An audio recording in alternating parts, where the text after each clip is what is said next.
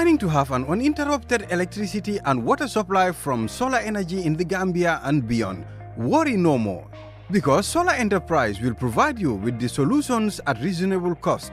We have experienced personnel who can install and advise you about your electricity and water supply with a warranty period. We have good quality solar products from North America and Europe. We provide services and sell products to individuals, organizations, institutions, private offices, communities, and government. These products are solar panels, batteries, charge controllers, inverters, water pump, water heaters, freezers, submersible pumps, and general solar accessories. Visit our stores at 48 Kebba Avenue and Brusubi Highway, or you can call us on 7657 479 980-8483, 340-9400 or 635-9906. Jamano Money Transfer Bureau de Change, your go-to option when it comes to money transfer. With Jamano, you can send money from anywhere in the world to your family and loved ones in the Gambia and be sure the funds will be delivered to them within the shortest time possible.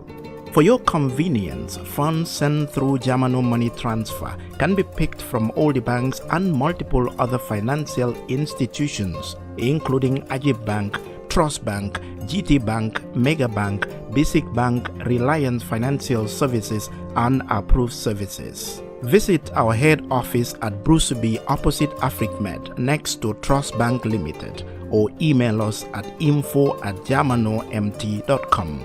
You can as well call us on 310-3050 or 310-3051, or yet still 733-0688. Our opening hours are 8 a.m. to 8 p.m. Monday to Saturday and 9 a.m. to 4 p.m. on Sunday. Jamano Money Transfer, your most trusted money transfer service where customer satisfaction is paramount. When you think of a simple, fast, and reliable money transfer, think Jamano Money Transfer.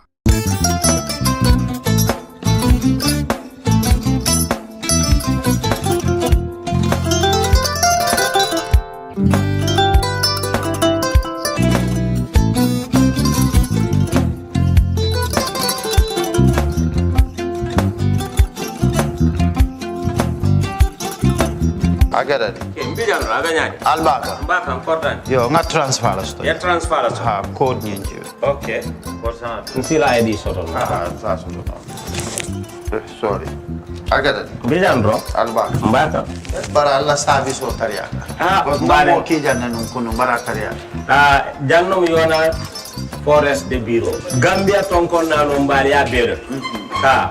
Birim koyna fo kato. Bari si kodo kino kato ni fo bolong blabe. 56 branches mola soto Gambia jam. Ha? Ha. Gambia kono ani Gambia bantala bankol. Nko kodo kiya bere.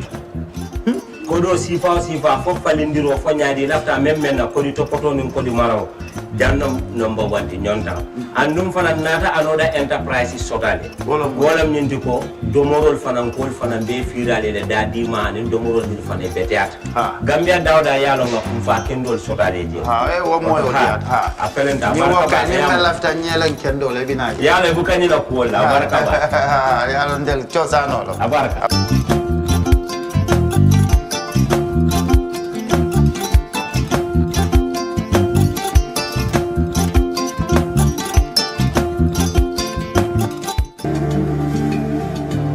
Islamic microfinance is becoming an increasingly popular mechanism for poverty alleviation, especially for developing countries around the world. This microfinance service adheres to the principles of Islam as a form of social responsibility. Yona Islamic Microfinance is the Islamic microfinance of choice in the Gambia, trustworthy and reliable. At Yona Islamic Microfinance, we provide savings products, current accounts, financing products in conformity with Islam. In addition, Yona Islamic Microfinance also offers local and international remittances, takaful fund, management of zakat, management of awqaf, trading and investment, and building of strategic partnerships to bring financial services to the doorstep of the poor with donor projects, madrasas, youth organizations, women groups, and farmer organizations. Make a choice with Yona Islamic Microfinance today. For more information on Yona Islamic Microfinance, call 377-2151 or 9832-151 or visit Yona head office at Tipa Garage, Bakote, or visit any Yona branch located countrywide near you.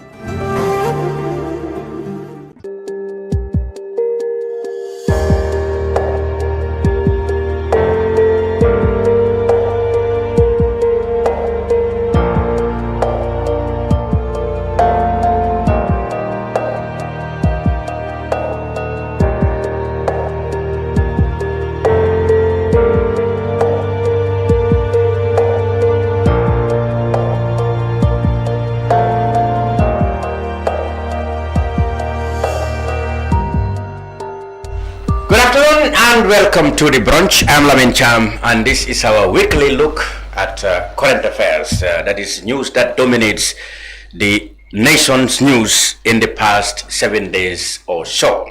The program is in two segments today. I will be talking in part one to officials from the National Water and Electricity Company, NAWEC, in the wake, of course, of mounting criticisms and analysis of how the corporations had fared in the last few days or week or so. We will delve into matters dealing with the generating capacity for power in the Gambia, their source of power from outside. We will talk about all this with the communications director, I believe. Communications manager, Mr. Buba Badjie. Mr. Pierre Silva, rather, and Pierre, Mr. Buba Badjie. Gentlemen, welcome to the program.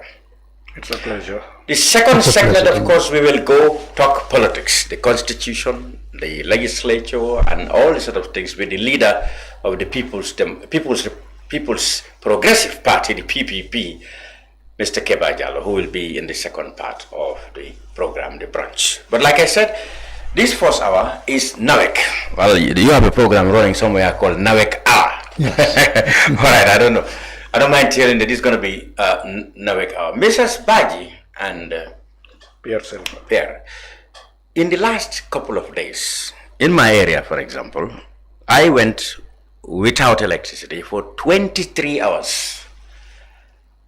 So many other areas reported similar experiences. Your institution came out and said there are problems with car powers. You had only one engine running, and there was a general problem with Senelec in Senegal. And that is true because we had Senegal on their own quarrel over that matter, which seems to be the case. Sure. But let me begin with you, Pierre. You must have heard about all these complaints.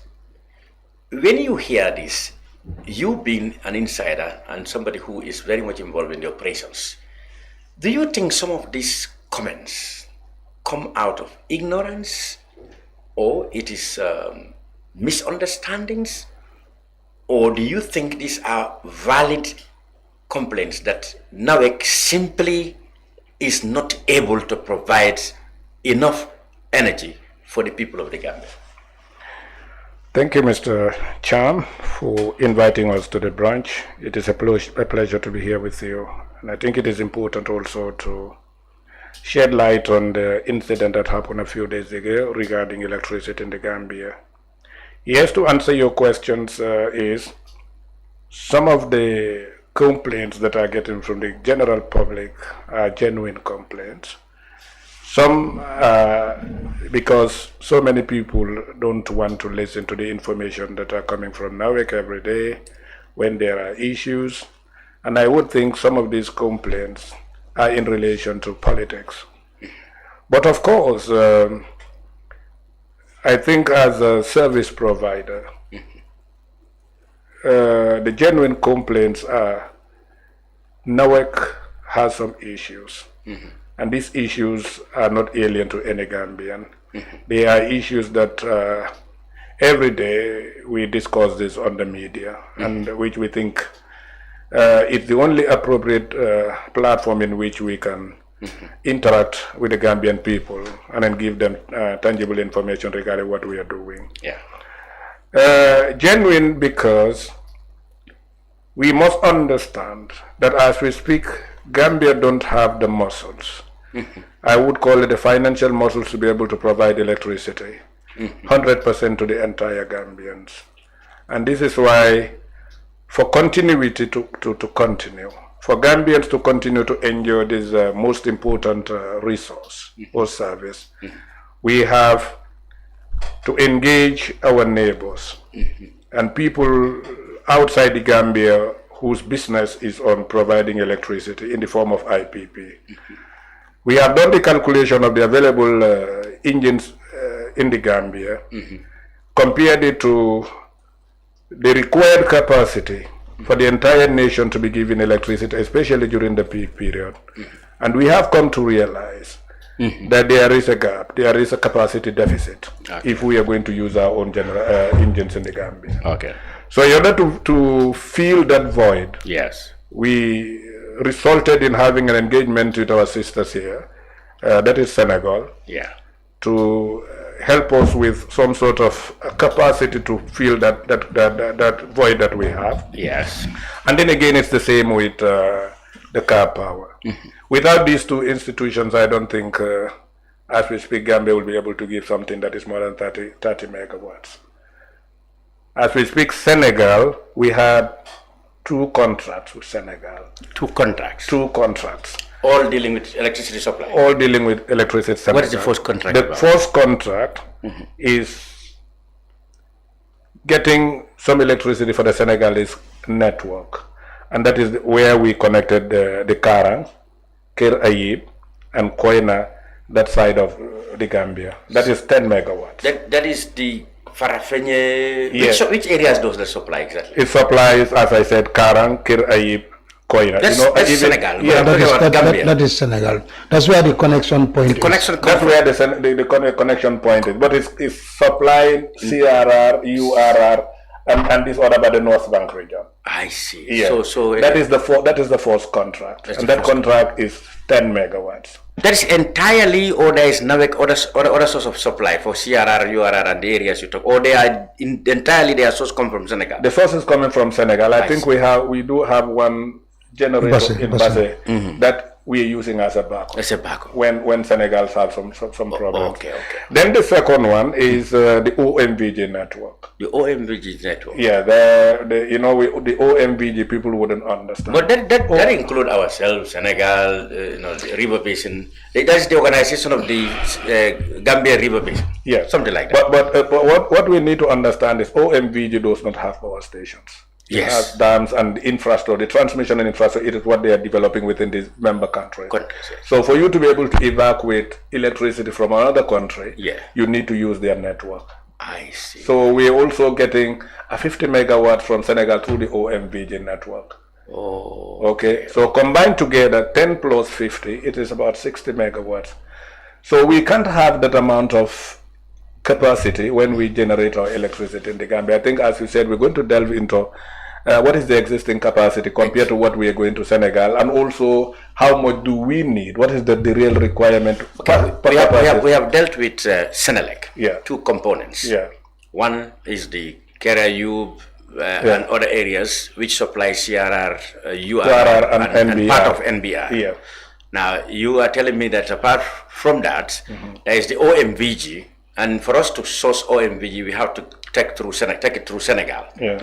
And then how many percent is that? 50 megawatts. 50 megawatts. Yeah. Now that 50 megawatts and the Senelec you talk about combine are how many megawatts? 60 megawatts. Yeah. All right. Yeah. Let's now talk about car powers. Yes. Take us to the car powers. Yes. I just want to put us a little on the Senelec arrangement. As he rightly said, yes. It's a 2 contract, but it's still an all existing contracts. You see, what Senelec is, if you say Senelec, yes, it's Senegal. Yes. But you see, the arrangement we have is like it's through the OMVG. Yeah, which is regional. Yeah. That's why you said at the beginning of the topic, you said you didn't have electricity for 23 hours. Yeah. Because where we are all the dispatch center, where all these countries, Gambia, Mali, Senegal and Guinea are getting. That's the system that collapsed. So it was a regional problem. It was not a problem like Senelec collapse. No, it was a regional problem. Even Dakar itself went for 7 hours without electricity. I had the quarrel. And they have to source out from Mali now. Cote d'Ivoire, Mali, then down to Dakar. And then later in the night, they were able to also connect from Tanaf to Netebulu, then Welingara Basse, that connected up to North Bank Farafenye. And then in the following morning, that's the time things were okay, and then we around 11, 12, we were back on. But as Pierre Larry said, yes, you see, what we have as a country, if all our engines are running today without the IPP, without Senelec, we will go very close to 50. But all those engines are not running. You see, when we were out of that, you can see that on that particular fateful day, we were running at 37 megawatt. That is only in-house, what we have within the Gambia. So, meaning we need more than that. But what he said also is very right. At the peak level, peak period, at the peak, but if you say the peak period, you collect about, the highest will be 98, 99 megawatts. That you will collect at peak level. So all this combined together, and also this problem, what happened, that's why we call it the unfortunate incident, because it happened when car power was already down for almost 3 days prior to OMVG. So that was an unfortunate coincidence. Thank you very much. Otherwise, it wouldn't have been felt. No, because people, no, in fact, car power was running on one engine for 3 days. Many people did not feel Didn't even know yet. Because you didn't know. You understand? There were some slight load settings, but it was not much. People were not complaining. But because now we have minus a bigger chunk. You know, everybody starts to feel the same. Because now we know, okay? But now car power is back. At full force. Senelec is back at full force. Our engines that we are also running are back. So but then there is still a gap. Yeah, you see, no, the gap, okay, you know, if you talk about the gap, let's be very clear. As we speak, the gap now, thank you, the gap we have is very minimal. It's very difficult to understand we have the gap. Because at peak period, we are still not on the load steady. If we have Senegal coming and car power fully on, we don't. So nobody feels, you know. No, you see, when you say area goes without electricity for a long time. Mr. Cham, I think what we need to understand that when Senegal is up and running, car power is up and running, some of the engines internally that we have together with the Jambu Solar project, if they are up and running, we may at some point we have more than required capacity for the country. But that alone does not give us 100% coverage, simply due to one or two things. Despite the fact that we have the capacity, but we also need to understand, and we have been saying that the transmission and distribution infrastructure is old. Some of those infrastructure, the energy or the advantage or whatever they were giving, and now are two different things. And again, there are areas where the transformers that we are using for some 20, 25 years ago, when those areas were maybe a small number of compounds were there, are densely populated now. And we are still connecting people on the same transformer. So they are overloaded. And these machines, when you overload them, they tend to trip off. And when they trip off, they're going to incur a lot of financial input to be able to bring them on. So now to avoid that, when they are overloaded, they have to knock some of the feeders out to stabilize them. If not, it will not go as it is usual. And this is why NAWEC is doing a lot of things. We have a lot of projects, funding from the World Bank to make sure that we modernize this. That is what I'm coming now. Since you now said there have been a major, well, we've been told in the media every time your ministry or your institution have been signing things, including, of course, the OIC. You were supposed to get over $25 million or something like that to work on your infrastructure. What has happened to that? Okay, you see, what Pierre is saying, it's the reality. And then, yes, we have projects. Yes. That are running.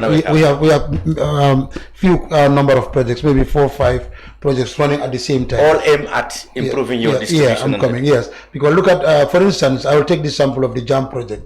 You know, it's the electricity solar project. You know, the JAM. That is under the JAM project. Okay. It's the electricity restoration and modernization. Oh yes, JAM. Yes. Good. And then what it does is trying to do network discongestion. That is what's happening. The network was very congested, as Pierre said, old infrastructure. So they were doing that. As I'm talking to you, we have almost through the JAM project, we've purchased about 52 pocket transformers that have been installed. So many transformers today are overloaded, have been changed. Today, this morning, the Serekunda police transformer, one of the oldest, has been changed by the contractor today. It's only about 51 were changed. So if we change today, maybe this is the second or last transformer. And even they are changed to new ones, they improve. No, of course, yes. Of course, it's like that was a 250. You are now putting a 500. 500. Okay. So you can see the difference. All right. Because what Pierre is saying is very true. Technically, if the transformers are overloaded, it costs a lot of tripping. Yes. So sometimes for NAWEC to avoid tripping, because when it trips, it's a system failure. Blackouts here and there, and then coming on again, as he said, it incurs a lot of cost. To avoid that, we'll knock down some feeders until stability is done. Then which means to shut it down. Exactly. So people along those lines will be affected. Yes, and that's why most of the time we will say no. From this period to this period, this feeder 1, feeder 2 will be down. Yeah. Because this is the announcement normally that will be put out there. The message is for people to understand that you are doing that to save the greater. Yeah. In fact, most of the time when we send the message, if you read it, you will understand we are talking of a particular area. And we are saying of a reason. Yeah. Sometimes, and like what was happening, if you remember a month ago, there were 2 weekends that were very tense.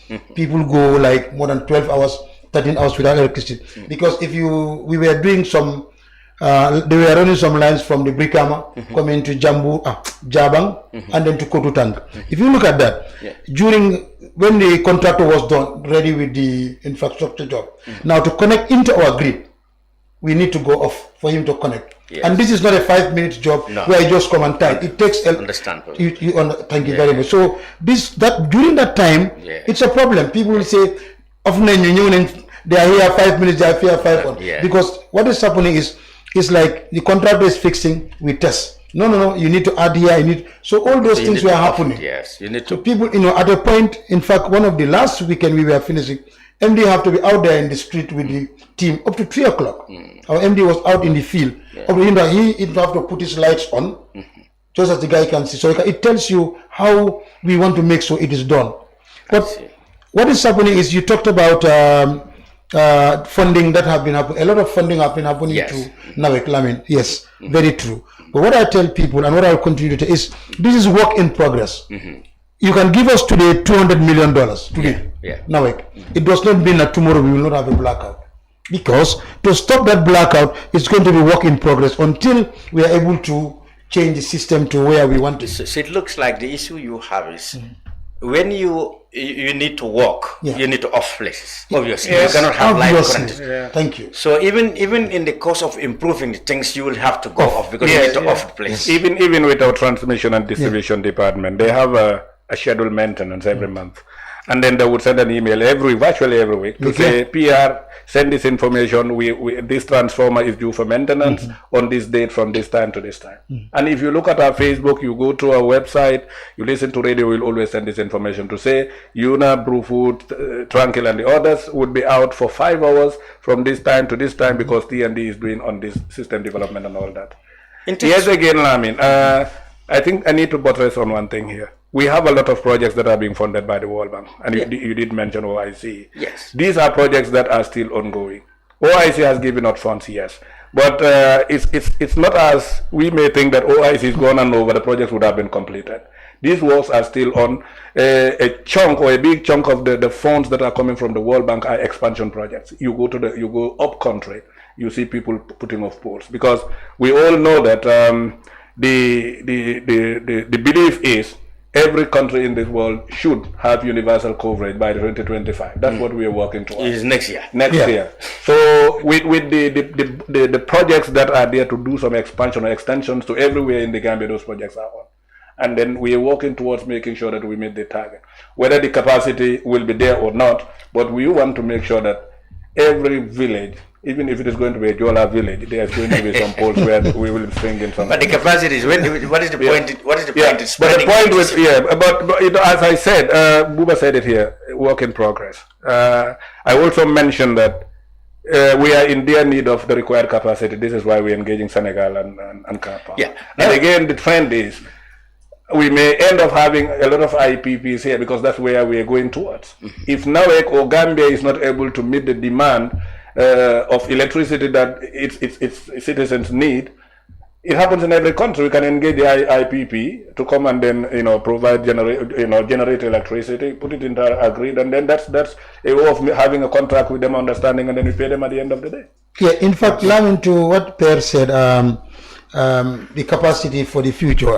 That's a very good question too. You see, the way we have the Jambur solar plant running, we have already have this 150 solar plant project already, also through the bank. And yesterday, the vice president of the World Bank was here. We visited the Jambur solar project, and then he was even talking. I was standing the finance minister. And then it's maybe in a couple of or less than a month time, you'll be seeing it on the media. Perhaps the 50 solar park project will start very soon at Jarasoma. And then all this is geared. I think Gambia, as I said, within a time, will also come to a time where we will be able to sell electricity outside. Because today, if we have the 150 megawatt completed in Jarasoma, that's 150 megawatt. Even like the solar, maybe during the rains, there will be some drop of voltage. Yeah. But let's say we lose 50, and then we'll maintain the 100. Plus what we have, Gambia, at the size of Gambia, definitely we will be there. That has been the problem that everybody is battling with. They said with our size, yes, since 1965, we have not been able to provide enough electricity for this little space we call Gambia. Since when you were called GUC when I was young, maybe you were called. I was not born. You were not born. Yes, I was born, but I was GUC. Maybe before that, I was another name. Then you have MSG. Yeah, all those names. UXC, yes. And then you are here. And we are NAWEC. We are still battling. And we hope to stay with lack of. Yes, people have been wondering why is this sector still not been able to adequately satisfy the people. Some will say corruption. That of course may have to do with governments and officials who sign these contracts or monitors, etc. Some said that it has to do with corruption. Some said technical capacity is lacking. But then generally now, because since NAWEC, yes, you are supposed to be service provider, but you are supposed also to make profit so that you can maintain your service.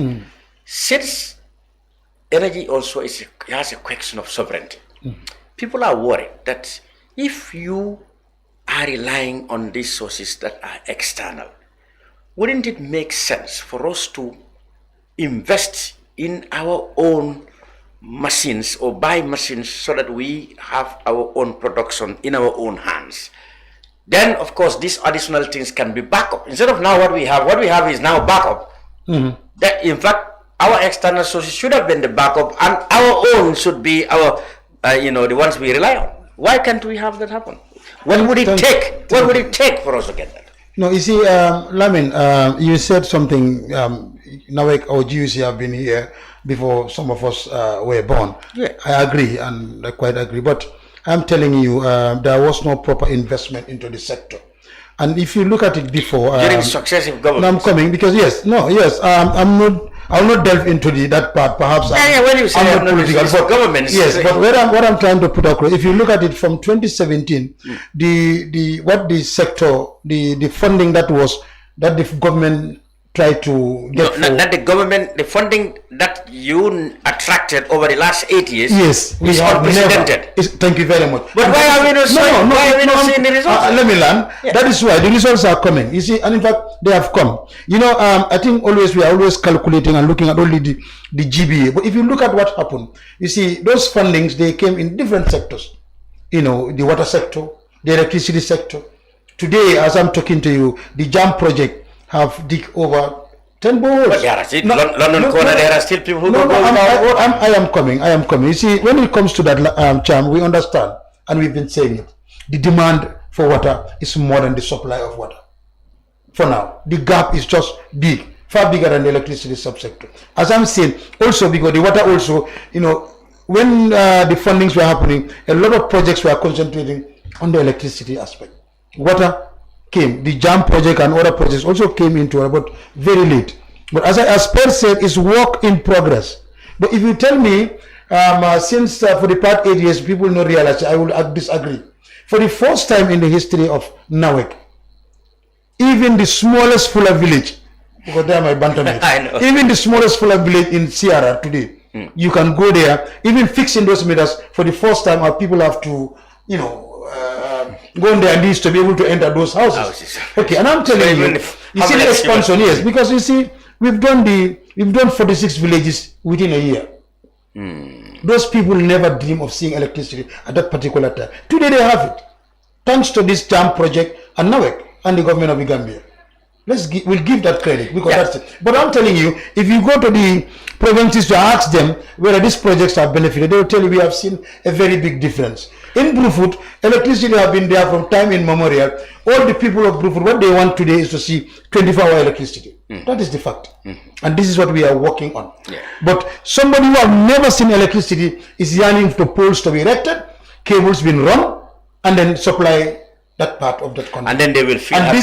Will feel happy. But when the blackout starts, it's still. In fact, electricity is more stable in the provinces. Interestingly, today. Yes. But that's because of Senegal. But you see, Mr. Chan, we will not run away from Senegal. The reality is, I want to know what would it take for us to depend on our own. Those steps. That's where I started. Those steps, we have already taken those steps. Step one, we are even thinking of going green. That is the solar. That's the solar. That's completely solar. Well, maybe not completely solar, but we're going into that.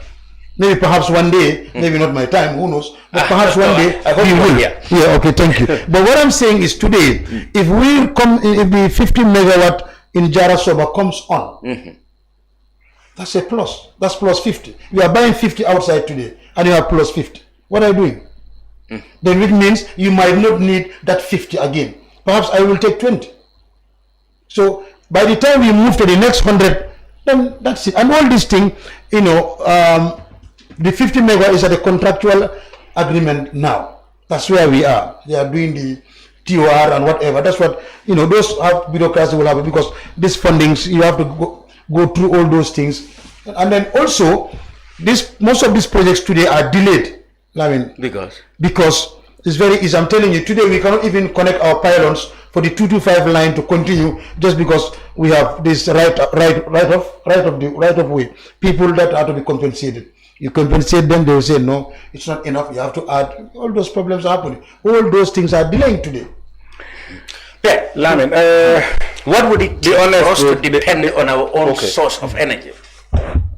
It requires a lot of things. He mentioned that the kind of investment that has been pumped into NAWEC over the last 8 years is unprecedented. Yeah. But people still, that's where the trouble is. People are saying with all these monies and projects, we still can't basically supply our own place without relying on Senelec, OMVG. They said there had been enough money for us to be able to have generators. The Kotu power station used to be very busy in the 80s. Generator number 1, number 6. Let's talk about that now. If you finish it, we'll deal with each of these generators. What is their state?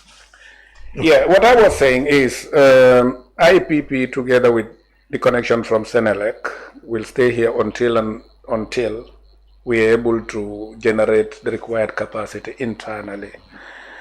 One thing that we need to understand is NAWEC, I would call it a private institution or semi-autonomous. All our daily operations, our salaries and every other thing is from our own coffers, not from government. We do not have an annual subvention from government, unless otherwise sometimes when things are very red with us, we have to come to central government for assistance. And then the reason why we opted to get that discussion and agreement with Senegal was we also did our homework to look at how much money are we putting in trying to operate our regional gens, our regional power stations. Yes. We calculated how much fuel we need in a month, how much lubricants we need in a month, how much fuel we need in a month, which we need to be ferrying from the greater Banjul area to the regions, and then how many staff do we need to maintain in those regions.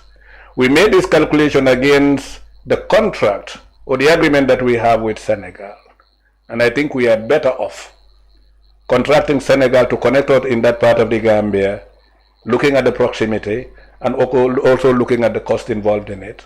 So and you this mean is why Senegal already have infrastructure that can easily connect us, that will be cheaper than your institution investing in that. In those to tap that regional in those areas. Regional. This is why we go into this. Again, I don't want to talk about tariff, but recently, I think 1 year or 2 years, the tariff was increased, and there had been a lot of public outcry. There has been a lot of uproar. But if you're an insider of NAWEC, you will understand that on a daily basis, our operational cost is far bigger than what we incur from the tariff that we have increased. Whether you know it or not, we are living on using the banks to do some of the things that we're doing, getting loans here and there. So you mean even these prepaid cash powers that people give are not enough to sustain your operations? It's not enough. I just want to avoid the tariff. Again, we have two types of payments here: the prepayment and post-payment. With the post-payment, where you consume water at the end of the month, you're given a bill and pay, and there are maybe a small number of meters, electricity meters, that are still red, and they pay. But it's like the areas that Gambians owe this company is almost half $1 billion. And it is tedious and hard to get this money from them. But this is because the large part of it from the government. Am I right? Maybe government used to own NAWEC some 5, 6, 7 years ago. What I'm saying is, who are the biggest debtors up to now? The public. So as this minute is the public. It's the public. Yeah, government is fulfilling its part of the. So why do you find it difficult to recover them?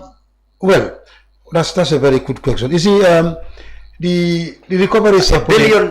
No, it's half happening. $1 billion. And that's what you owe Senelec. You probably would have paid all Senelec. Well, we will get that. We'll get to that. That's another time.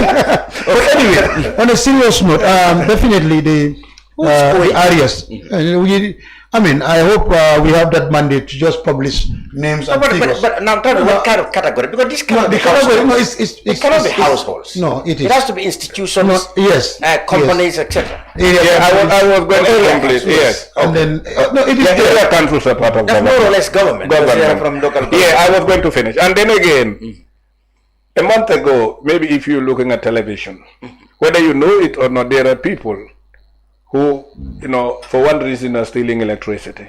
They use their own way of tapping electricity, not going through the meter. We have a team. But don't you have a way of detecting that? We do. So you should be able to cope that. We are cutting them. We are doing getting them daily. We are doing that on a daily basis. But our network is not remotely controlled. For now. We are working on this. Is why we have this National Control Center.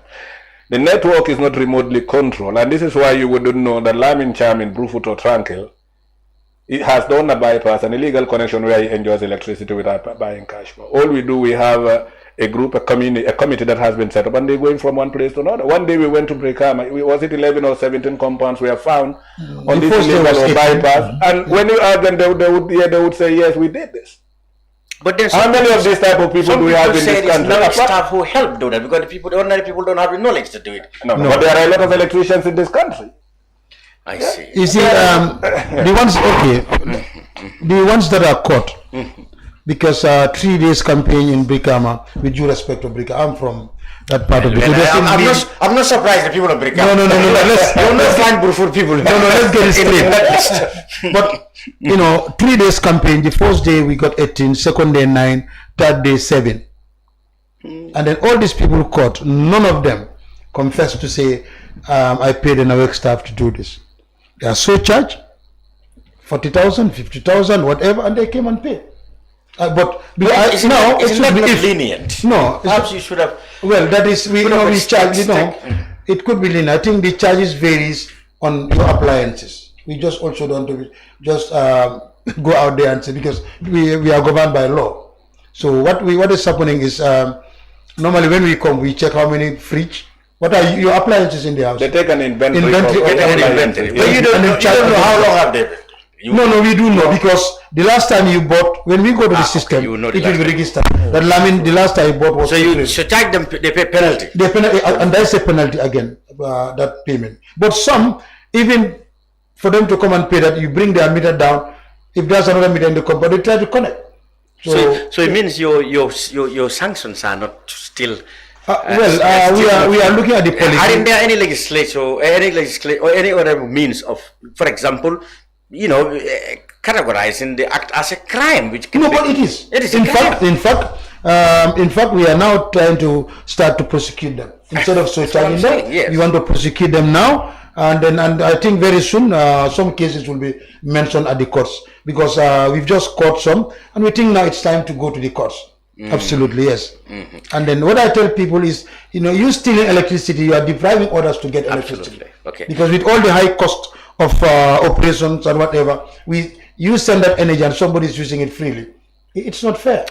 And they are the very people, those stealing electricity are the very people that will be saying, no, it definitely... You will wonder when, in such places, when there is a blackout. Yes. And then those people will say, Yeah, I remember Okay, I understand. in your own village in Bruford, around, Father School, I was called by somebody who said there is a transformer. The young people around that end where the transformer is switched on and off. So when they are into these dubious, stealings during the night, somebody would go and switch off, and they were caught. Somebody told me That would be dangerous. it would be risky, and they do that. I had to engage the transmission, and they say it's better we put a fence here, and lock, because one, it is dangerous, and also giving them chance to get into people's compound at night and steal. So you see how much we are losing on a daily basis in terms of the services that were provided. So NAWEC definitely has some financial constraints. Without Senelec, if we want to go back to those old days of having our power stations in the regions, yes, it's going to cost us a lot of money. But the plans are, as he said, we go green, try to get IPP. Of course, the trend of engaging your neighbor to provide electricity is not something new between the Gambia and Senegal. It's even in the West. Yeah, I know it has to exist here. And in fact, to add something to that, Mr. Cham, you see, Senegal, 75% of the energy Senegal got is all IPP. They are sourcing all the way from Cote d'Ivoire. Yeah. You see, we will sometimes it's important to accept the truth. That is, you see, Senegal have a bigger infrastructure than Gambia. Yes, that is true. Yes, and Senegal, there's we are the always a first disadvantage. Population and advantage. And then I will tell you something also, that we also have an advantage. You see, Senegal is supplying us electricity, but we are also helping transport part of the electricity for them. Yeah. I don't know if you understand. How do you know? Through Thank you very much. You see, they send electricity to Jarasoma. That the one supplying us in the GBA comes to Jarasoma. Yes. Jarasoma to Brikama. Yes. But some of it in Jarasoma that they need for themselves without ours, we take it for them from Jarasoma to Kerai, going down to Kaula. I see. We feed them. You feed them. Because that's why when the problem occurred, you can see they could not feed to Dakar. They feed from Mali to Dakar. So was it bad for Mali to feed them? No. If they have a problem in Netebulu today, and then they cannot feed Tanaf, we can use Silidi to feed Tanaf. We have a lot of flexibility. You have a way of communicating. Thank you very much. Yeah, it's happening because, yes, people will always say, no, Buba or Pierre, no, you people, you don't understand. We can have a problem. May God forbid. But electricity is a tradable commodity. I keep saying. So let's get it clear. Okay. Yeah. Let's say the way you operate with Senelec, at the professional level. Professional level, yeah. It's just like any other arrangements with the two countries, or with countries in the region at economic and people-to-people level. Yeah. Supposing there is a political problem between the two governments, Senelec and NAWEC will still continue to work in a manner that's independent of whatever decisions the government have. Absolutely, as per the contract. Very well. You see, that's why it's good to have a senior man in the mix. You see, I know, Mr. Cham, you see, that's why I said, if it is a football match, the referee is OMVG, and OMVG is not Senelec. OMVG is the river. You understand? Yeah, OMVG. In fact, in the top of OMVG, come on. Gambians are there. Yeah, Gambians are there. There are two senior directors. They are Gambians. Absolutely, that's regional organization. And so I am telling you, we don't. May we not. reach there. My in-laws, we will not reach to them. Yeah. But in case it had happened, I don't think, I will not see it happen. It will not be affected by Inside, political differences. No. It shouldn't be. If that is the case, Yeah. today people have been talking of, we own them, they would have disconnected us. Absolutely, yeah. But there are protocols, and then it's a professional way of doing business. Yeah. People are concerned that I know political differences can bring on these things, but like you said, Yes. the way the things is structured, such a way that the people to people and the contract, And we are communicating with them. Yeah. Like, our senior, even up to not even managing director, even at the senior managers level, will call their directors and say, we have this problem. And they will even call and say, no, can you help us go down a little, we sort this one? No, it's happening. And you see, for them, they are ready. They are in their national control centers ready. Last year, in 2023, sometime during the rains, 2023, we have an issue around between Fato to Basse. It took almost 19 hours. Our people are struggling to see where the problem is.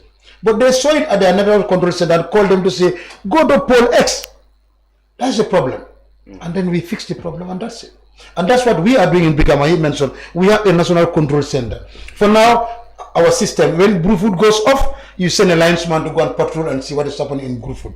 But when we have the national control center ready, the structure, everything is ready, it's just a few things been left.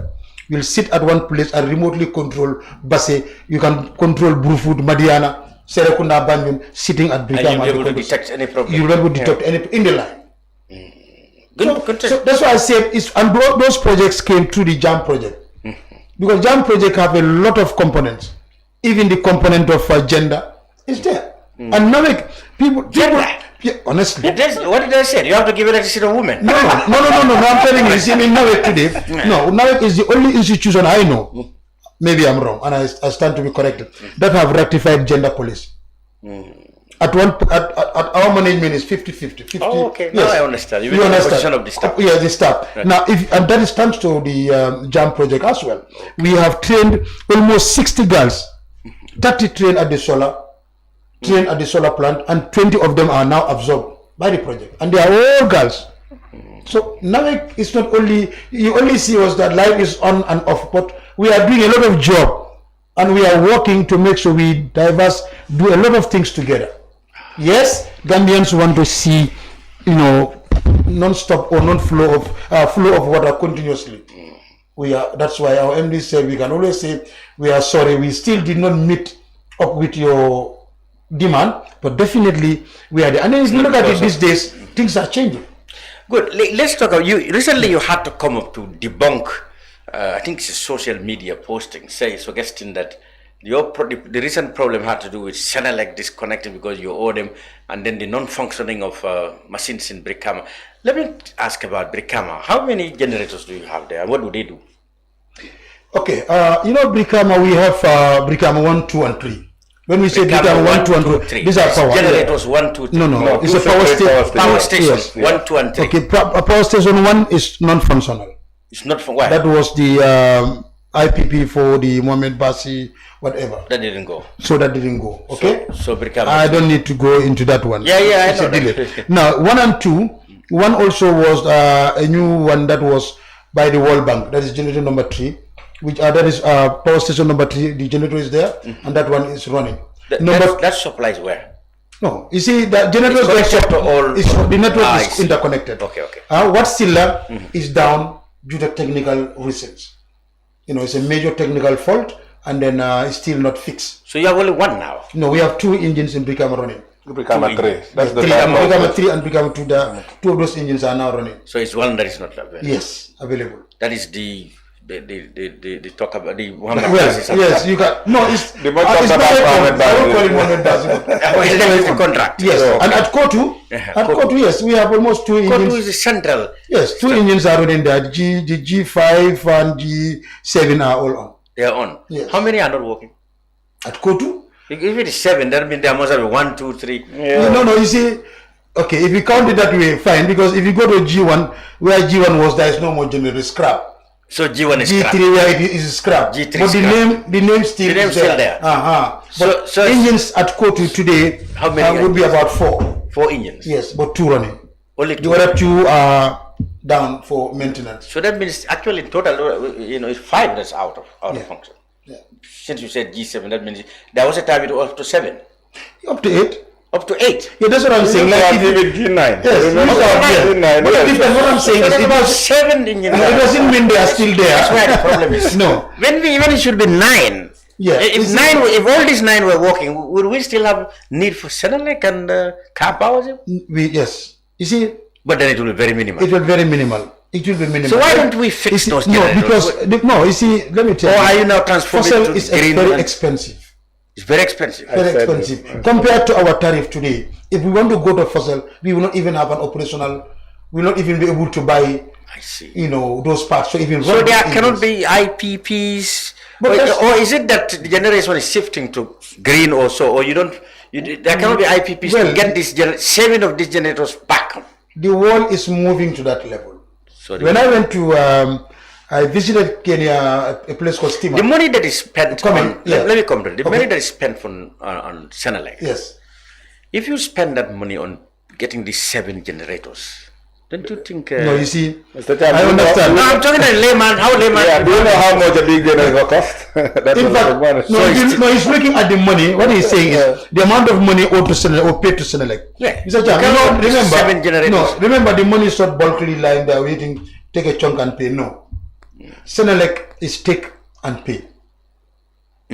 Yes, take and pay. Okay? Okay. That's why it's accumulated. And it said there is only within a period of 3 months that you owe them only. In fact, now it's only been 3 months. This is 3 months. It's 45 days now. 45 We paid when the minister was, you see the way the parliament works, Yeah, I know. they send their question to the minister. The minister takes it from NAWEC. So by the time we respond, changes. and also the minister, things have already changed. Yeah, I know. We are not owing them 3 months, but now we are owing them 45 days. And then that 45 days we're working on. That's what I'm saying. Maybe the minister's next return, you will see a different figure. That would have been okay. Definitely, the figures have dropped from 10 million. The minister is 100% right at the time of your reporting. Yes, that reporting. That is 100%. But when he was reporting already, we've already paid. In fact, both our finance director and treasurer were in Dakar at the time negotiating payments. So you still think? And then you said something that have to do with Senegal did not disconnect Gambia. Yeah, you had to come with a press because I read it from a lot of social media people, some called personally to say, said like, we said no. We are never disconnected. Because if we are disconnected, you see Senegal and the Gambia now, the news is very easy to read. No, later we saw that the problem is Senegal. So it's not. We had them on their own quarrel. Senegal, there is no, the time they will disconnect us, I don't think, we've ever owed Senegal here last time, 7 months. They never disconnected. They wouldn't. So you owed 7 months, you are not disconnected. How come you will disconnect me at just 3 months? 45 days. 45 days. So it's not. That one I can clearly say here that we are not. Senegal, they are not Manjakos. That needs to be on. They are not full as They are not. Something that needs to be understood is the contract between Senegal and the Gambia is something that has been negotiated at a high level, and it is not something that cannot easily be disconnected because we owe them. Now, Senegal understands our problem. They are neighbors. They understand the trouble that we are going through. And again, they also understand that one part of the bargain of this contract is we do not pay them in dollars. We pay them in foreign currency, especially in CFA. And sometimes when we need that much amount of CFA to pay to Senelec, you can't find that money in the Gambia. And they also understand that the way we are producing and selling electricity is not like the way they may be doing. There are some sort of services that we're giving, they pay at the end of the month. So they have that understanding. And I don't think all of a sudden Senegal would just wake up one day and say we are disconnecting Gambia because it has to go through the same... Because of political reasons. No, it can't happen like that. So as I said, yes... the best option would have been Gambia to have its own bigger chunk of electricity coming from the Gambia than IPP and getting it from a neighbor, because you can also think of something that can happen. Emergencies can always happen. But then we also had to make this known that, as I said earlier, we are better off now getting the sources from Senelec and from car power than having our own power stations, because maintaining power stations is very expensive. It's very expensive, to be honest. I see. Okay. This is the brunch. Well, the next part will be, of course, politics. We'll talk into the PPP leader, Kebba Jallow, later on in the program. But let's wrap up, Messrs. Pierre and Buba. We didn't talk much about car power. Yeah. And what you hear is that a lot of money has been paid for car power. That money can also be better spent in, in our own production, boosting our own production capacity. How much are we spending on car power? Recently, of course, whether by design or accident, the minister had to reveal the financial details between you and Senelec. But what about car power? How much will you pay them a year? This is not secret. We may not have that off-head here, but it's not secret because as I said, NAWEC is a public enterprise. Okay, whatever we are doing is for the public.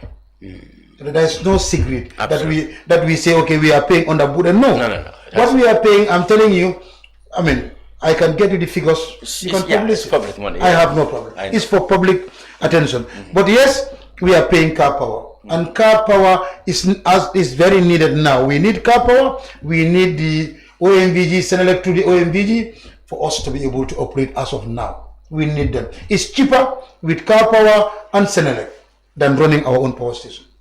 Yeah, but if we want to sustainability, I understand. That's why the sustainability is. That is, I'm telling you, the sustainability. That's why we are going green. No, Mr. Champ, I think sustainability is there since we are able to always negotiate and renegotiate with Senelec or Kappa when we owe them money. It's better than having your own regional power stations when you face the challenges of having the basic things that you need to get those power stations running. As I said, cost. But one would have also think this makes sense that while you are under these contracts, the IPP contracts, Senelec, Kappa, the OMVG, you develop your own, production. You invest in, having your own the time you are with it, so that whatever happens, in case of any eventualities, you already have a very good backup. Are you doing that, or you just living by the day? No, we are 100% doing that, and I can say it here on record.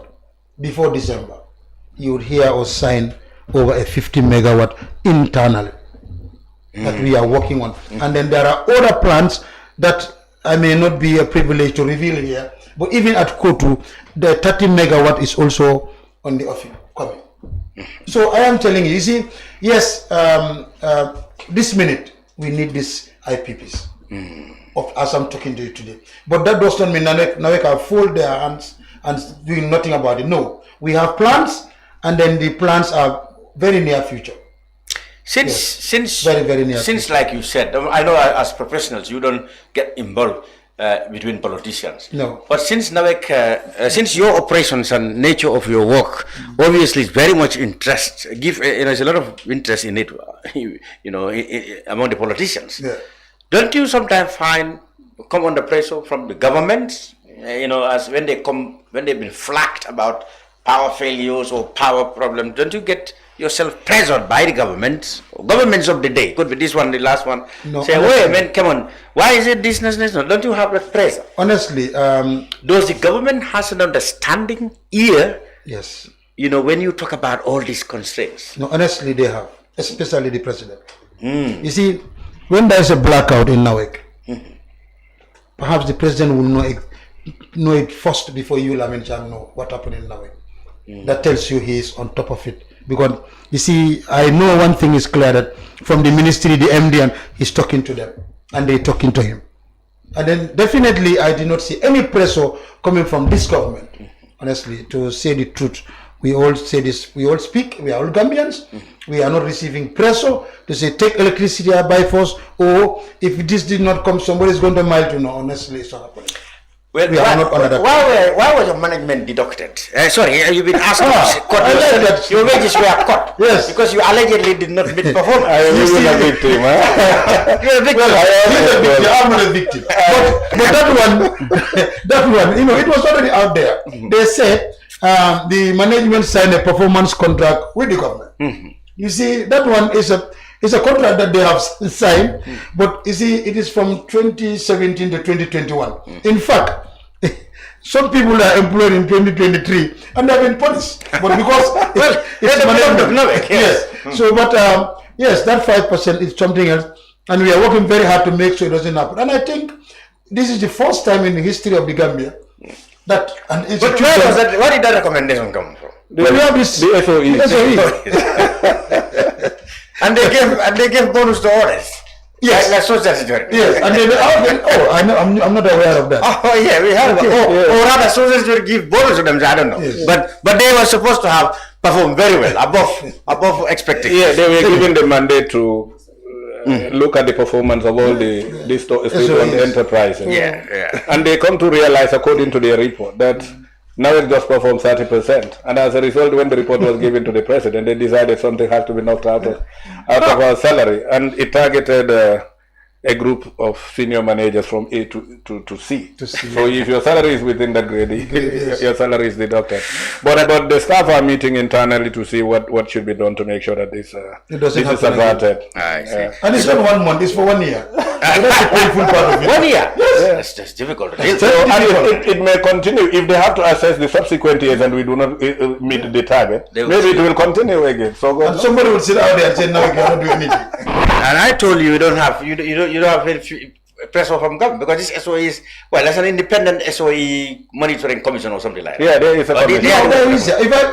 You see, the pressures could be very different. But as I said, those pressures are not there. That threatening, that, you know. You go to, like before, you go to my... No, anything that is being done is legally done. No, what happened, I think... you don't hear people say they are sabotaging, they are opposition, they are sabotaging the government. As Buba said, so that's what I'm saying, whether the government... Whenever there are problems, managing director or the management team would also discuss with government as to this is what is happening. And in fact, also PURA, which is our regulator, whatever happens, it goes through PURA. Oh, recently you were lambasted for disconnecting water supply. You did not even provide them. You didn't provide. How can I know how much I owe if I don't get a bill? No, you see, what happened, Lamin, is the machine that we use to generate bills had some issues. I see. And because of these issues, we were unable to print out bills. And we sent in an information to say, look, we have a problem with our billing machine.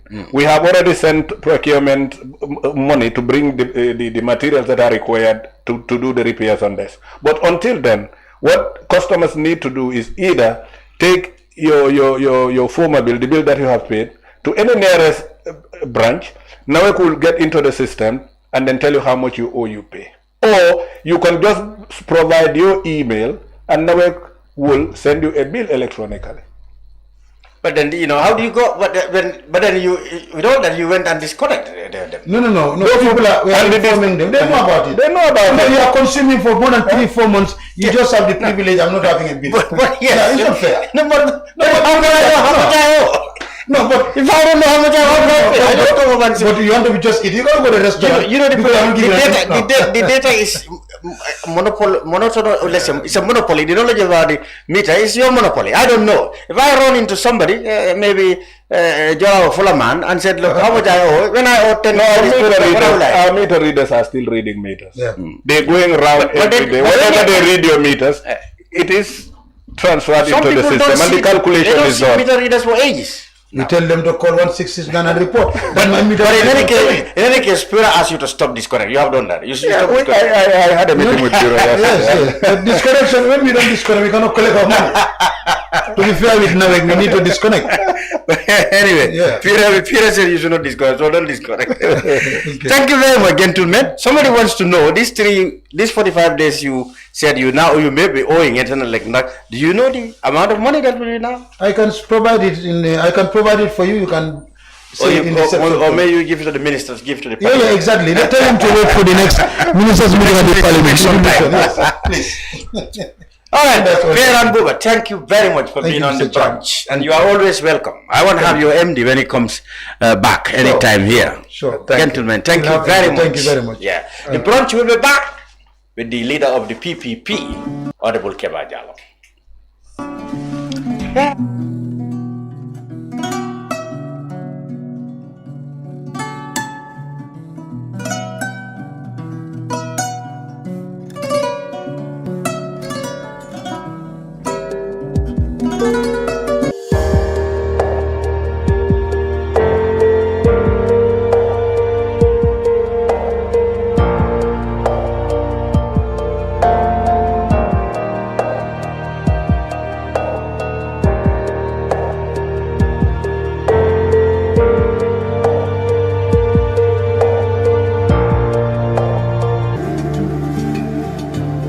Islamic microfinance is becoming an increasingly popular mechanism for poverty alleviation, especially for developing countries around the world.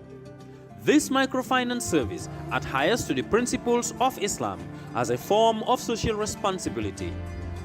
Yona Islamic Microfinance is the Islamic microfinance of choice in the Gambia, trustworthy and reliable. At Yona Islamic Microfinance, we provide savings products, current accounts, financing products in conformity with Islam.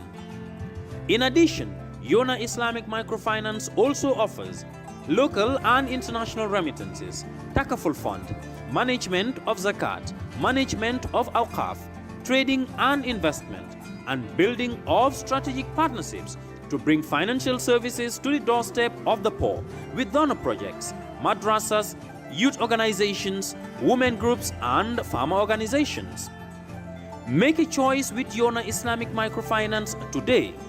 For more information on Yona Islamic Microfinance, call 377-2151 or 9832-151 or visit Yona head office at Tipa Garage, Bakote, or visit any Yona branch located countrywide near you. Planning to have an uninterrupted electricity and water supply from solar energy in the Gambia and beyond? Worry no more, because Solar Enterprise will provide you with the solutions at reasonable cost. We have experienced personnel who can install and advise you about your electricity and water supply with a warranty period. We have good quality solar products from North America and Europe. We provide services and sell products to individuals, organizations, institutions, private offices, communities, and government. These products are solar panels, batteries, charge controllers, inverters, water pump, water heaters, freezers, submersible pumps, and general solar accessories. Visit our stores at 48 Kairaba Avenue and Brusubi Highway, or you can call us on 7657 479 980-8483, 340-9400 or 635-9906. Jamano Money Transfer Bureau de Change, your go-to option when it comes to money transfer. With Jamano, you can send money from anywhere in the world to your family and loved ones in the Gambia and be sure the funds will be delivered to them within the shortest time possible.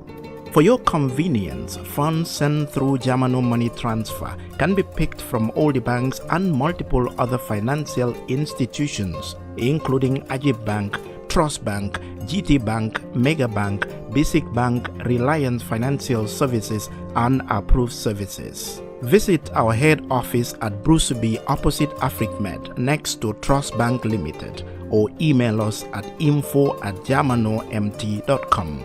You can as well call us on 310-3050 or 310-3051 or yet still 733-0688. Our opening hours are 8 a.m. to 8.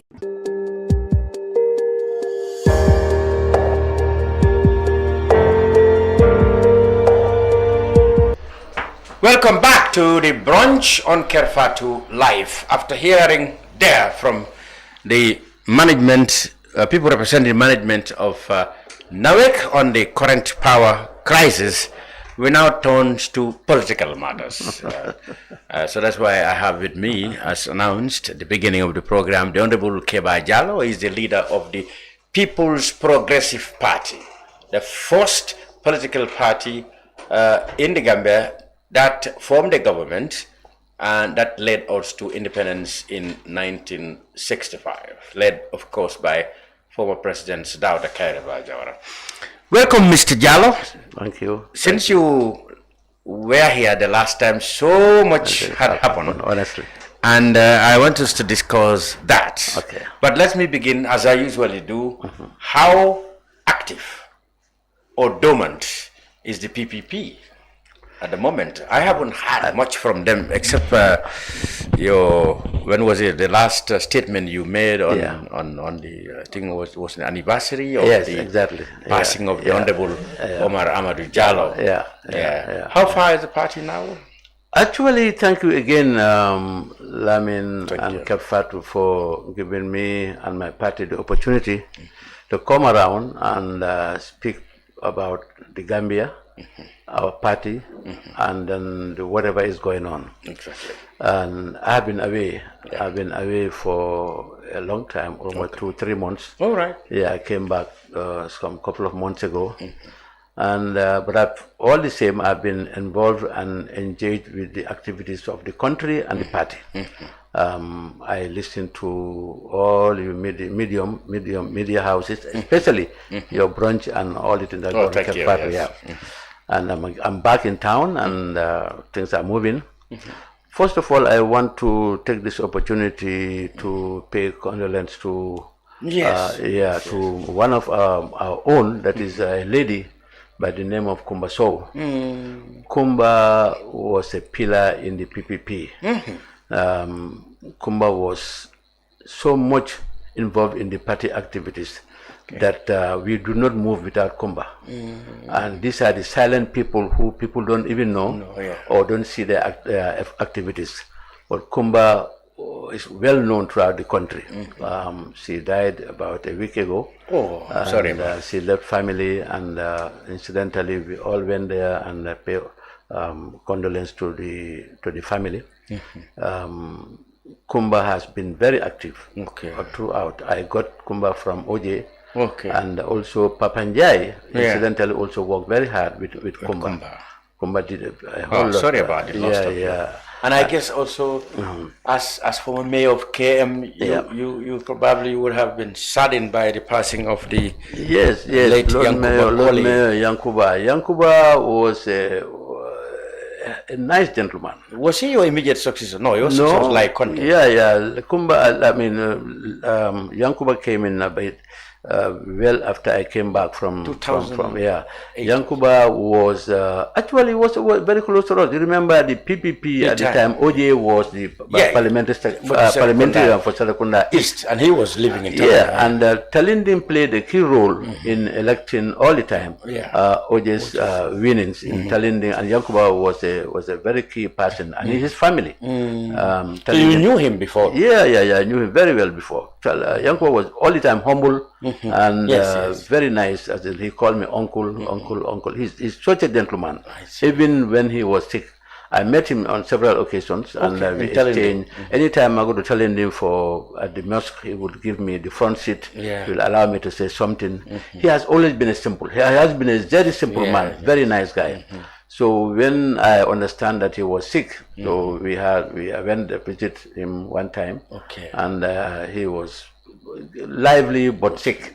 And then now we heard about his death in Turkey. And then I got a notice from the president's office that the body is coming tomorrow, and then on Monday they will he will be buried. He will be buried. And yesterday I went to the Kanifing KMC to sign the book of condolence. Yes, I did. I did on behalf of myself and the family and the party. And then I went to the house also and pay courtesy call on the wife and the family. And hopefully tomorrow we will all be there when he comes in, and then on Monday, inshallah. So, well, this is life. Unfortunately, some people don't get what Yankuba got. We all pray that I will also be around. People will be around to say good things about me. But when I was at Yankuba's house yesterday, people are talking very he was such a, despite that he might have disagreement with people politics, but at least the human face of his humanity never changed. A politician by nature, you cannot have it both ways.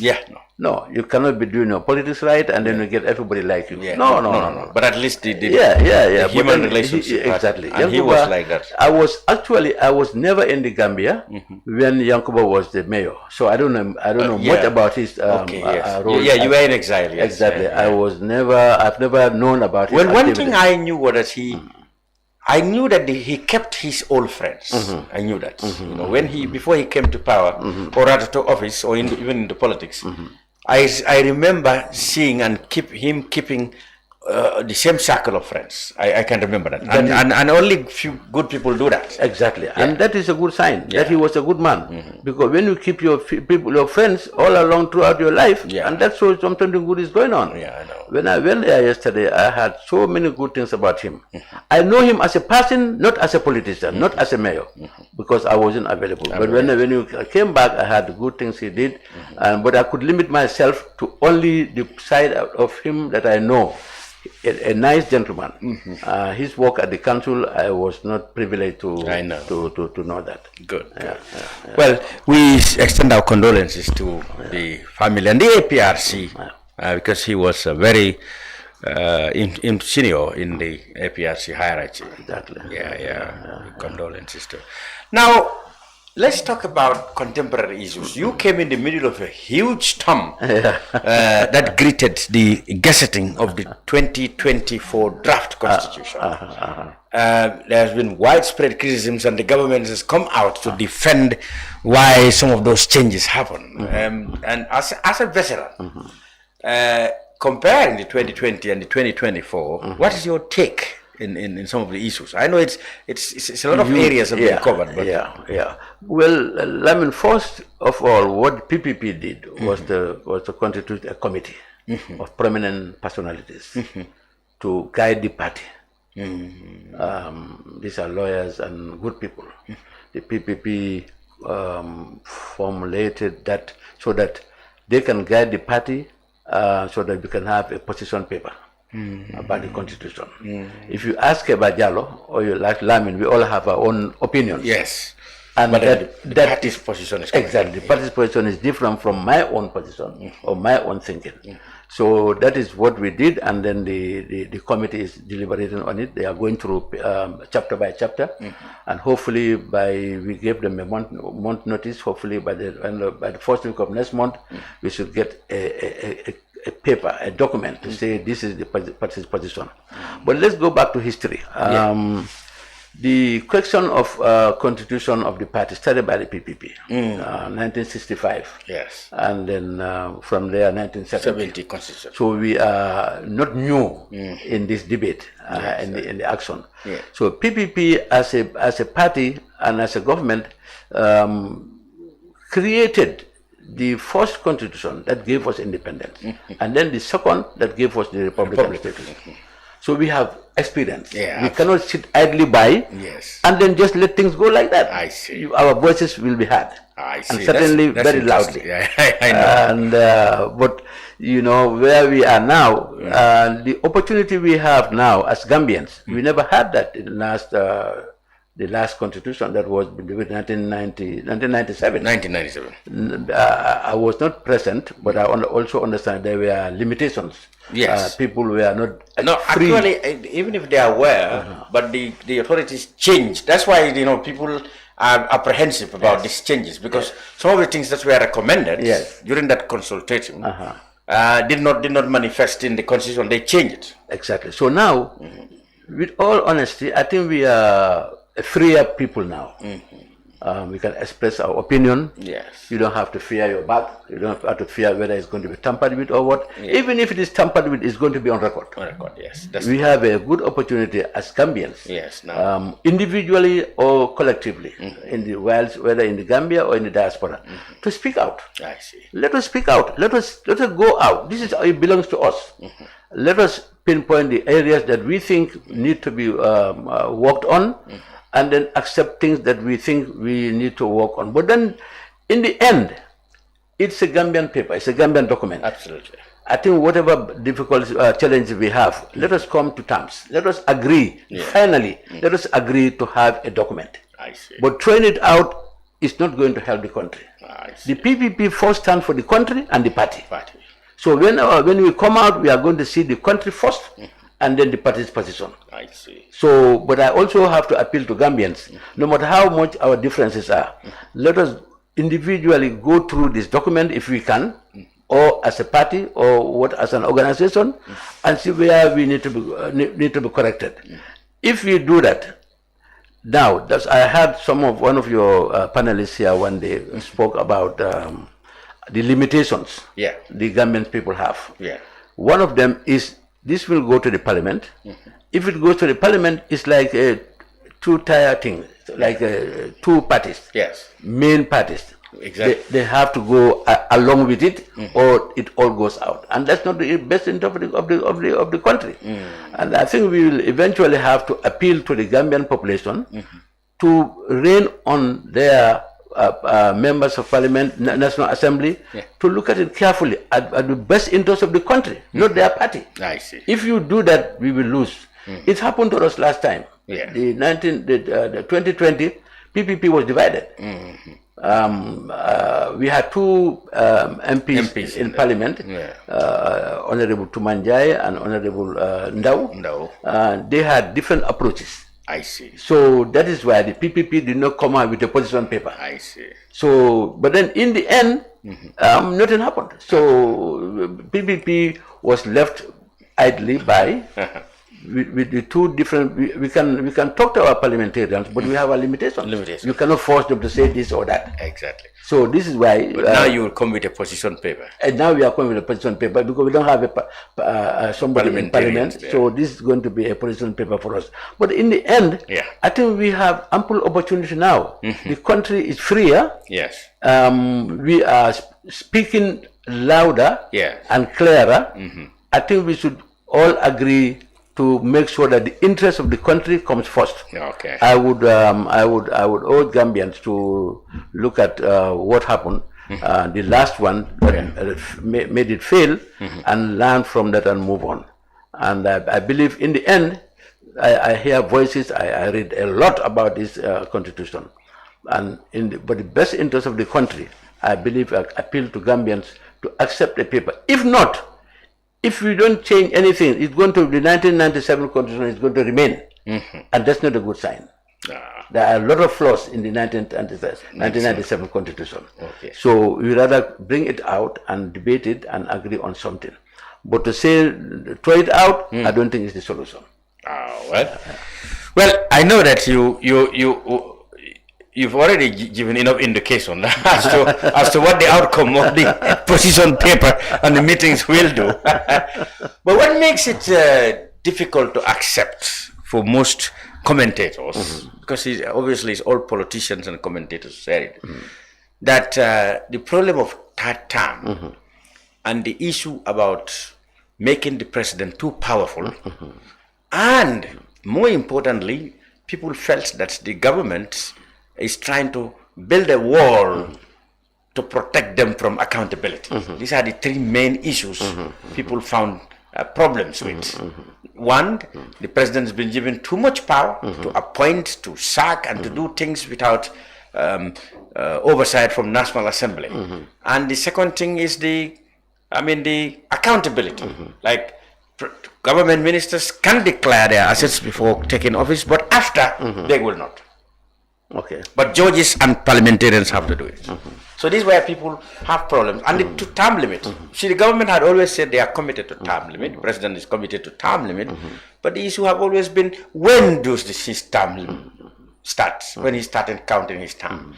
The president and his supporters believe that, his term should be from 2021 upwards. When many people said, as the human being, President Barrow, he has served already 2 terms. So that's where the problem is. Now, I don't know personally, where do you think? Lamin, it's a question of the chicken and the egg. And the egg. It comes first. It comes first. Yes. Well, let me make it clear the position of the party, the PPP. PPP believes in the rule of law. And whatever outcome we have, let us go back to the book and look at exactly what the rule of law, the 1997 constitution and the new bill that we are going to bring forward. We cannot bring in a law that's going to be selective.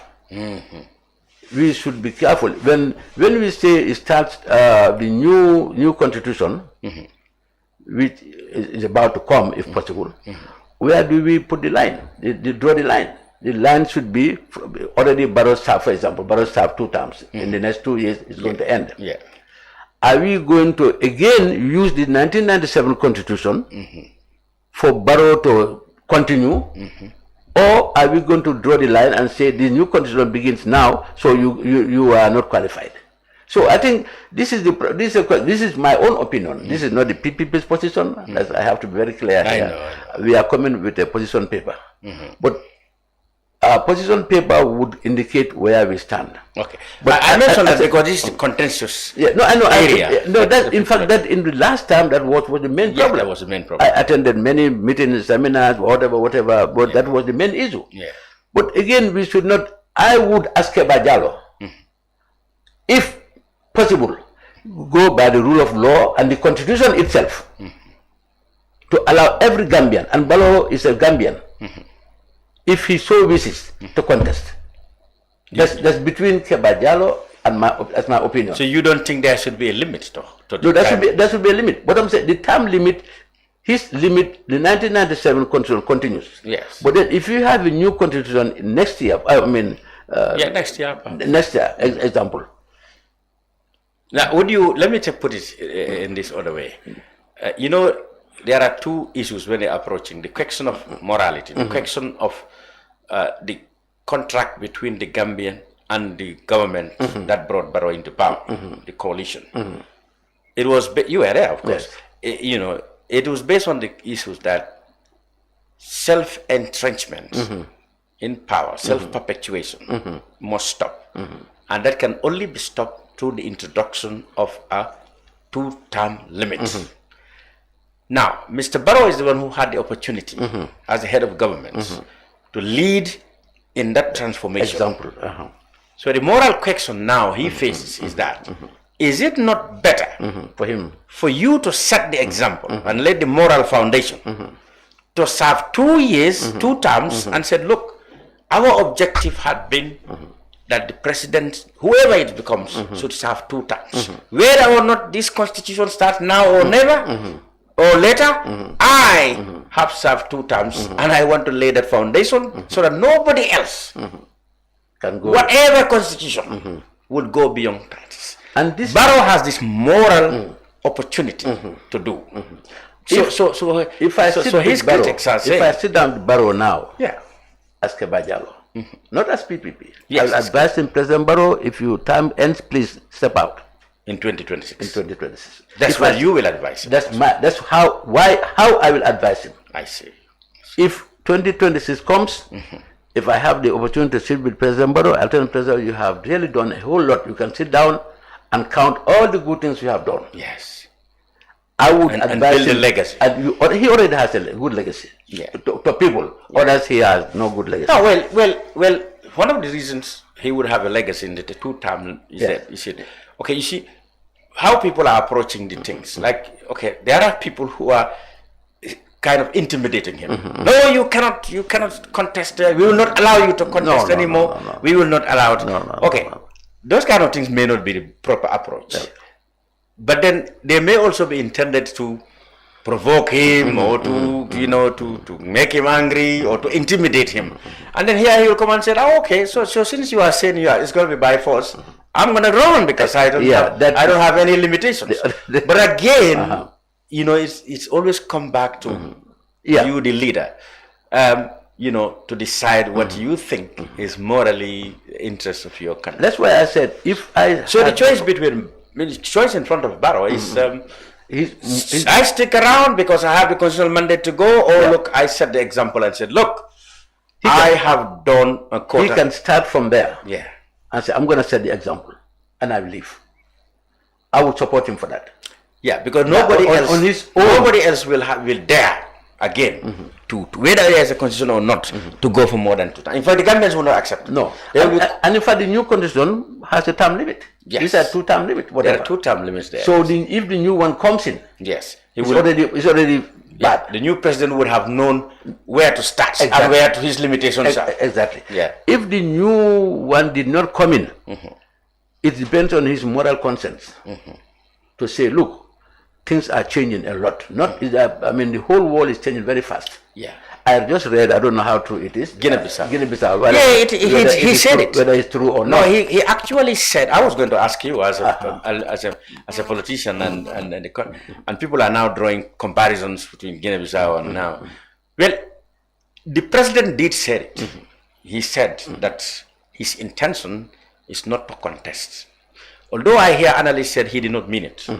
See, but then at least... But then that would be, and that's always going to be a skeleton in the cupboard for you, the PPP, because Sada would have exactly. You see, a good example. But in the case of President Mbalo, I think he's going to create a lot of uncomfortable feeling for himself now, because his announcement has been greeted around the world with a lot of commendation, a lot of admiration, a lot of praises. Exactly. So if he should come back to say I didn't mean it, or to do anything that's saying that he didn't mean it, he will lose a lot of respect.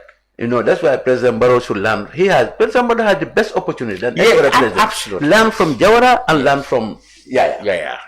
He should not make mistakes. Yeah, obviously. Honestly, But you know, the power is the problem. Power, they said power corrupts, absolute power corrupts. And then people, I'm not saying it's corrupt, I'm just saying what is in the people. People often, people who surround the leader are actually people who eventually, controls the leader instead of the leader controlling them. In many cases, that's what happens. It's true. But then the Barrow I know, Adaltale, there is the Fankanyandil. Fadal, yeah. At the moment, Kanyandal. Barrow that I know among Kanyandal. It's not like it's not like it's among, I don't know how I'll say it in that. It's not like a flippant. Yes, that's right. Yeah. Among Kufa. I think he's a good man. Okay. If he sits on his own, I think Kendeke. But then he may want it, you are right. But then what about people around him? That's what I'm saying. This is always the case. In many cases, it's the people around you who will say, look, if you do this, it's going to affect us this way. It's going to affect us this way. But then Macky Sall made a very difficult decision. When he said, I'm not going to run, I mean, many people were disappointed with people around him. But he knew, he took a decision that he said was the best for himself. Yeah, I think in the end, it will depend squarely on himself. Yeah, that's right. Barrow has a leeway. He has the 1997 Constitution. Yeah. And then there's a law already. Yes. That can back him. Yes. And then he has the new Constitution that is coming or not, but that can still back him. Yeah. So in the end, it's going to remain his own moral conscience. His own moral conscience, yes. That's what's... All right, so you, apart from the Constitution, they're okay in the same Constitution. There are issues like funding for political parties. Now it says, previously it says in the 2020 draft, it said no, foreign people with interest should not fund political parties. But that has been removed from there now. So they said you can get funding from elsewhere. Are you not troubled that this kind of thing can invite people funding parties, with ulterior motives? It's a gray line. That area of the clause is a gray line for the country, not about political parties or so on. You're right. There may be somebody sitting somewhere with millions in his pocket, some have vested interest for something, can sponsor a political party. But at the same time also, you can see political parties that are in power, amassing wealth. Yes. You don't know where the money comes from, and they will never tell you. Yes. So I would, for the interest of the 2020 draft said they should disclose their funding and must not take money from foreigners or foreign sources. But how would you know that? Maybe Gambians sitting down there saying, okay, let us sponsor PPP for 100 million or NPP for 500 million. People abroad should not. Foreign sources should not. Foreign sources. Yeah, that is true. Because they may have ulterior motives. Yeah, that if you get into power, you probably may say you have an obligation to, That is agreeable. If you say foreign sources, that should be and also to declare. They remove that to declare their sources. That's a problem for people who have money. Like it's a problem for NPP, no, not for PPP. Not even PPP at the time. No. When the Jammeh government came, they seized your properties. Yeah, up to now, your properties remain seized. How do your party acquire all those properties? No, but when the NCP could not carry. Okay, because you were in power. That one, I have some answers to that. The PPP government took loan from Standard Bank at the time. I have documents to prove that. So PPP, honestly, with all honesty, there's no clean party or government. There must be something that is not clean. Yeah. It depends on how you look. But in the acquisition of the PPP properties, you think that all that is above board? Oh yes, I have proof. I have all the proof. PPP properties we have best acquired. Documents prove it. And then the building that it was money that was to build it was a loan from Standard Bank, and documents are there to prove it. How many of the properties are in fact still right now returned, or none have been returned? There are three. One is in Banjul, the Liman Street. That's where it's been used by immigration? Yes, exactly. That's PPP. That's property. PPP property. Exactly. There is another one in Banjul. IEC belongs to PPP. The IEC in Banjul belongs to PPP. The IEC Banjul office? Yes. It's a PPP property. PPP property. And there's one in Brikama. In Brikama? Yeah. So these are properties that belong to PPP, and we have proven the courts to show that it's ours. So, but then, we are trying to do our own internal whatever, and then come out with document, and then we make sure that we get compensated from 1994 to up to now. Did you make representations to government about these things since the change of government? Yeah, we did. But most of the challenges are internal. What do you mean by internal? Internal, I don't want to disclose it. Let's leave it at that. Okay. And then there are the issue about the officials of the party whose properties also have been taken. There was a landmark case involving MC Cham when the court decided that the competence of that commission was in question, meaning, of course, that they had no powers to seize property. How do you people reacted to that? How do you react to that? I think it was late. The president should have done that from day one. Honestly, I've always encountered President Barrow to tell, look, please close the chapter on PPP properties, especially those who have served well before President Barrow was born. I remember Yaya Sise. Yes. And those people, they were in government well before President Barrow was born. Well, in the 60s. I challenged him on that. I said, look, close this chapter. And he said they set up a commission at one time. They were going through all those things and whatever. But then I can tell you, he has the best intention to do that, because the last time I met him, he was working on that. So what is holding you then? No, now it's been 8 years no, since the he ministers, came to power. those whose properties were seized or whatever, there is a process going on. Individual, they go to the government or whatever and they claim it. I think that the process is on. But nobody has been given back yet, not to your knowledge. Not to my knowledge, because those are in private individuals and. No, but of course, it's eventually it has to be known, made to you or your party that one of your officials have either. Well, MC Chan went to court. Perhaps when he's got his back, we would have known that it's court. Yeah, I think you're right. I need to make a follow up. Since the landmark ruling, I did not follow up. I was busy with our own properties and so on. And don't forget, PPP had almost like 11 to 12 vehicles. Where are those vehicles?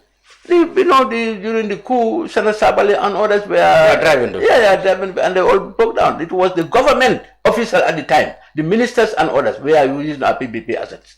So when we are ready, we'll have to catalog all that and then see where we can get compensation. We had Land Rover pickups, we have pickups, we have coasters, and they are all on record. So we will have to put the whole bill in front of President Barrow, and I said, look, we have to do it now. You are also building all these NPP bureaus. So do the right thing now, and who knows tomorrow. Well, but he was never opposed to that anyway. Yeah, but government it takes time. It's 8 years now. Yeah. You think there's time? No time, for him to close the PPP chapter, as you call it. Yeah, he needs to do that. I approached him many times. Close the PPP chapter. Just take a pen and then sit down, ask your advisors. Nice. These people, most of them are dead or are very old, and their siblings cannot enjoy their properties. And I think President Barrow needs to do that. Honestly, you don't even need to go to the law courts. I don't know, I'm not a lawyer, but some of these things, close your eyes, call the people involved, and then close it, see whatever can be gained from that. That's the best way to go about it. That's what I thought. Let's talk about the future of your partnership with the NPP up to now. I remember it was all rosy until the last election when you had to disagree on when and where to contest in the last elections. Since then, how have relations been? You know, I remember in 2016, yes, Oje was leading the party, and I got from him, and Papanjai also took over. There was no written document between the PPP and the UDP at the time, or President Barrow. PPP voluntarily, because we love our country, joined the coalition. Joined the coalition. I don't think there was an agreement between the coalition members. Exactly. They all had one agenda, exactly, which is how to govern when they come to power. Exactly, and then that was thrown out. Yes, that was thrown out. That did not fulfill. But now, you know, I continued. It was OJ who led until Papanjai came in. He continued. Now also we continued. We supported President Barrow the last election. But then, you know, we are an independent party. We are not NPP. PPP is PPP. PPP cannot be NPP. So this is where we had some disagreements. We were about to put up candidates throughout the country, and because we thought we are a coalition, we would be supported. Or at least allowed to run. Exactly. But then that was not the what President Barrow was alluding to, and it was not alone him. It was not him alone. It was some of his people. They wanted NPP to contest, and you follow NPP. Yeah, no, we will not do that. No, even the new, when it comes again, PPP will not be NPP. PPP is PPP. We can make agreement and say, okay, now we can support any party, not NPP, not alone NPP, but depends on the kind of coalition that is coming. We don't know yet. But we are closer to, up to that time, to NPP. Now, the new dispensation, when it comes in again, we will have to sit down and see where our best interest lies. Yeah, but you know, the problem you had was, for example, the NPP are not comfortable. Yes. By, you know, allowing you, for example, to run in the KM. Yes. You as in PPP. Yes. And then they're supporting you. Yes. Because they believe you might not win. And that will mean they too will lose. Yes. For example, in the did you intend to contest the KM, isn't it? No. Was it Banjul? No, Banjul. Banjul. Yeah. They said they think probably you are too weak to contest. But they helped us with Mohamed Ndao. No, I'm talking about the mayor elections. Oh, the mayor? No, we only... your candidates in fact skipped the boat. Yeah, exactly. Your candidate course capital. Yeah, unfortunately. But we contested one seat in the West Coast. Yes. Janaba, yes, that's right. Contested. But what did the NPP want you to do on West Coast? To support them and then put up a candidate? Yeah, NPP wanted to withdraw and then withdraw and support them. But look, this is not a winner takes all. This is not, it's not like that. The NPP needs to sit down on their own drawing board. They're going to lose. They need to sit down and look at all this holistically and say, look, where do we fit in? We did not disagree that how you call it? They lead the coalition, party-led, you call it. Yeah, we did not disagree on that. But then when you lead party, you don't own it. Oh, I see. No, so you think their intention was to swallow all the small parties? That's what they did. That's what they did. But that, to be honest with you, that's not even democratic. If you kill the small parties, where the democracy talking about? Yeah, it's gone. I mean, that's the thing. That's why President Barrow needs good advisors. Look, if it is like 20 seats, just try to get 5, and you take 15. For example, I'm going to give you an example. But you want all? Yeah. They're going to bring conflict. Yeah. For PPP, on record, we will not go into coalition when we know we are not going to contest anywhere. That one is clear. Yeah, but the issue is when you are left with a contest and you don't have the muscle to win in there, it will be difficult for the NPP to leave that to you because you will lose. Eventually, they too will lose. Let me tell you, NPP contested some areas and they lost. Yeah, indeed, that's true. So they don't own it. The NPP doesn't own the country. They do not own all the constituencies. They're lost in many places. Yeah. Yeah, especially in the parliamentary elections. Exactly, that's what I'm saying. Yeah. Even in the councils, they're lost. Yes, yes. So the best is... But you wouldn't have one KM anyway. No, PPP, no, we would not. No. Or West Coast. No. What contest. happened was we had, for example, West Coast, we had challenges. Yes. When we started campaigning 1 week into the campaign, and then OJ died. Oh yes, that was. So we could not continue because whatever happened, it was like 2 weeks before elections. But you were never going to win. No. Because anyway. No, don't say that. The candidature is very important. It's very important. It's very important. Jeremiah stands out very firm. She's very good. She was good, yes. She's a good candidate. And don't be surprised if she's interested again and the party can sponsor whatever. She's going to be a formidable candidate. And for KM, I don't think it's going to be an impossible day. It depends on who is coming and who's going to. But then I understand Lord Mayor. Well, he said he's not going to contest. So, he said so it's open. I don't know whether it will be like what so. I don't know. No, but he said he's not going to contest. No, Lord Mayor is a gentleman. He's not going to contest. No. All right. So what do you? What about the 2026 elections? Some analysts said it's going to. They look forward. Well, they are worried that it's going to be an election full of tension. Yes. Especially if President Barrow wants to run the UDP. There's what people can now accurately call an internal feud as to who will succeed or who should run. Whether in fact Dabo should go, and if he does, who will succeed him.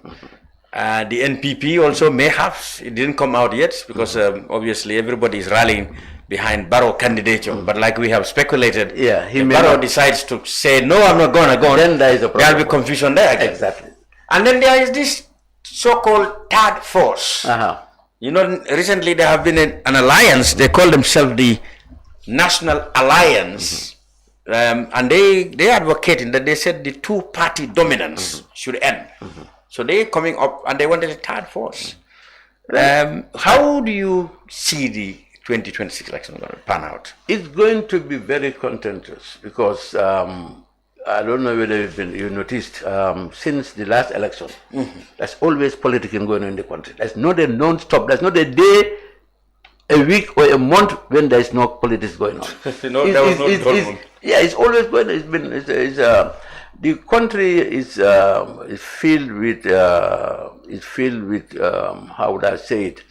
People are talking. This newfound freedom. Yes. So it's full of excitement and too much enthusiasm for politics. Exactly. And then there is this thing between the UDP and NPP, whatever you call it. You know, I have once said here that it's not going to be solved. No, it's between the dad and the son.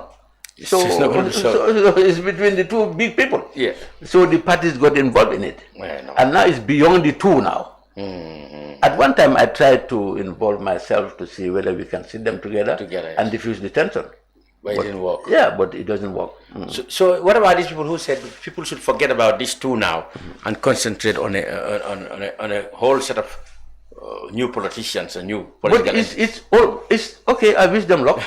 Honestly, I wish them luck, but I wish my party the best. But then it's going to be impossible to erase UDP. It's going to be impossible to erase NPP. So these are two main factors. You cannot do a third force cannot come now and silence those people. NPP is well entrenched in the country. So is UDP.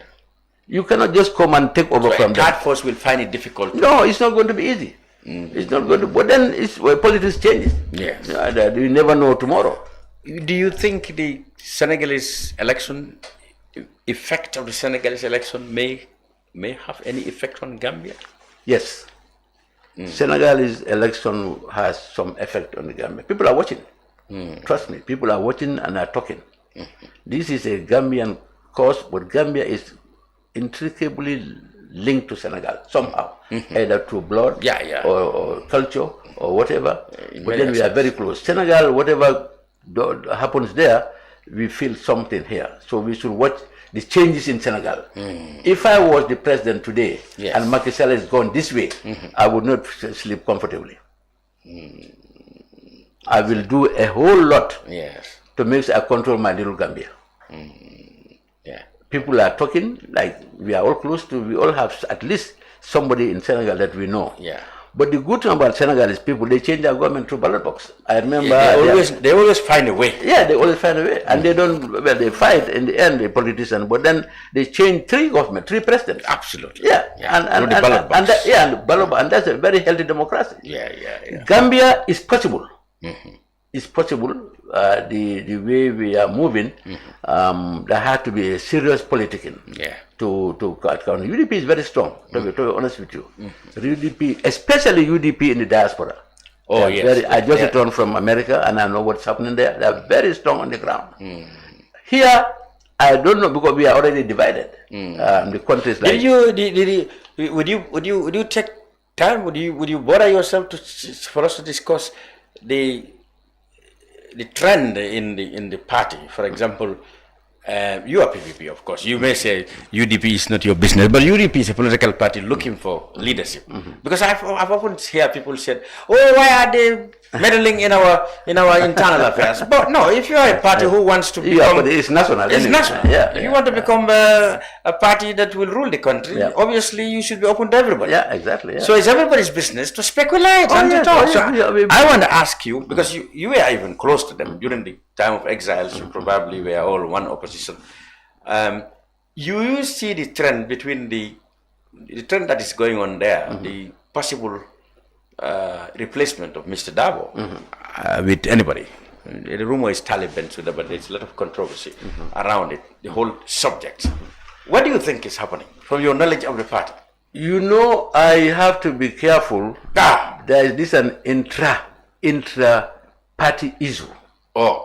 So PPP. I can say something because we all have our issues. Yes. PPP has some. You had the Bakari Davos, you split, and then Manjai. And it was everybody's. We have our own internal challenges. So those UDP or NPP and all those parties. I don't want to promote anybody. But then I know UDP has a bunch of good people who are capable of stepping in case Mr. Dabo wants to step out. But they have got a bunch of good people. Please don't ask me if I know anybody. Even if I know, you would. No, you are not going to say they have a lot of people. They have a bunch of good people. Internally and externally. Externally, I'm very confident. I know them. Because I stayed with them for 20-something years. Yes. They're very strong. But then, I'm not in for UDP government. That's the thing. Yes. So whoever comes is not your... No.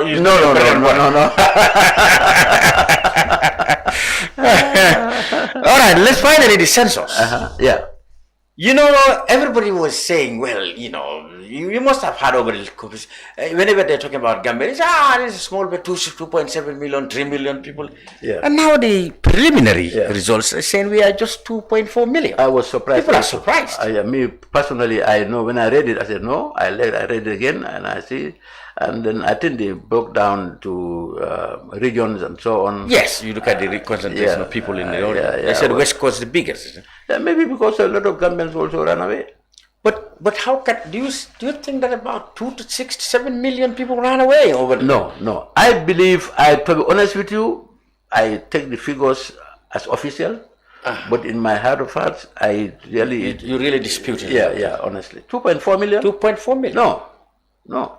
And the most ridiculous things, they said, when they were analyzing the foreign component, they said there are only 40,000 Senegalese. No, that cannot be true. I don't know how they do that. I don't know, maybe the census, whatever.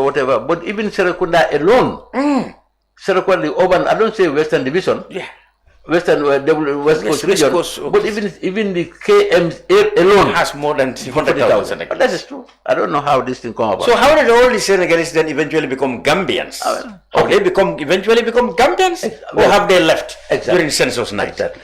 That would be interesting. I read it and I was not comfortable, but I just said, okay, you know what, official, I will take it as official, but I don't trust it.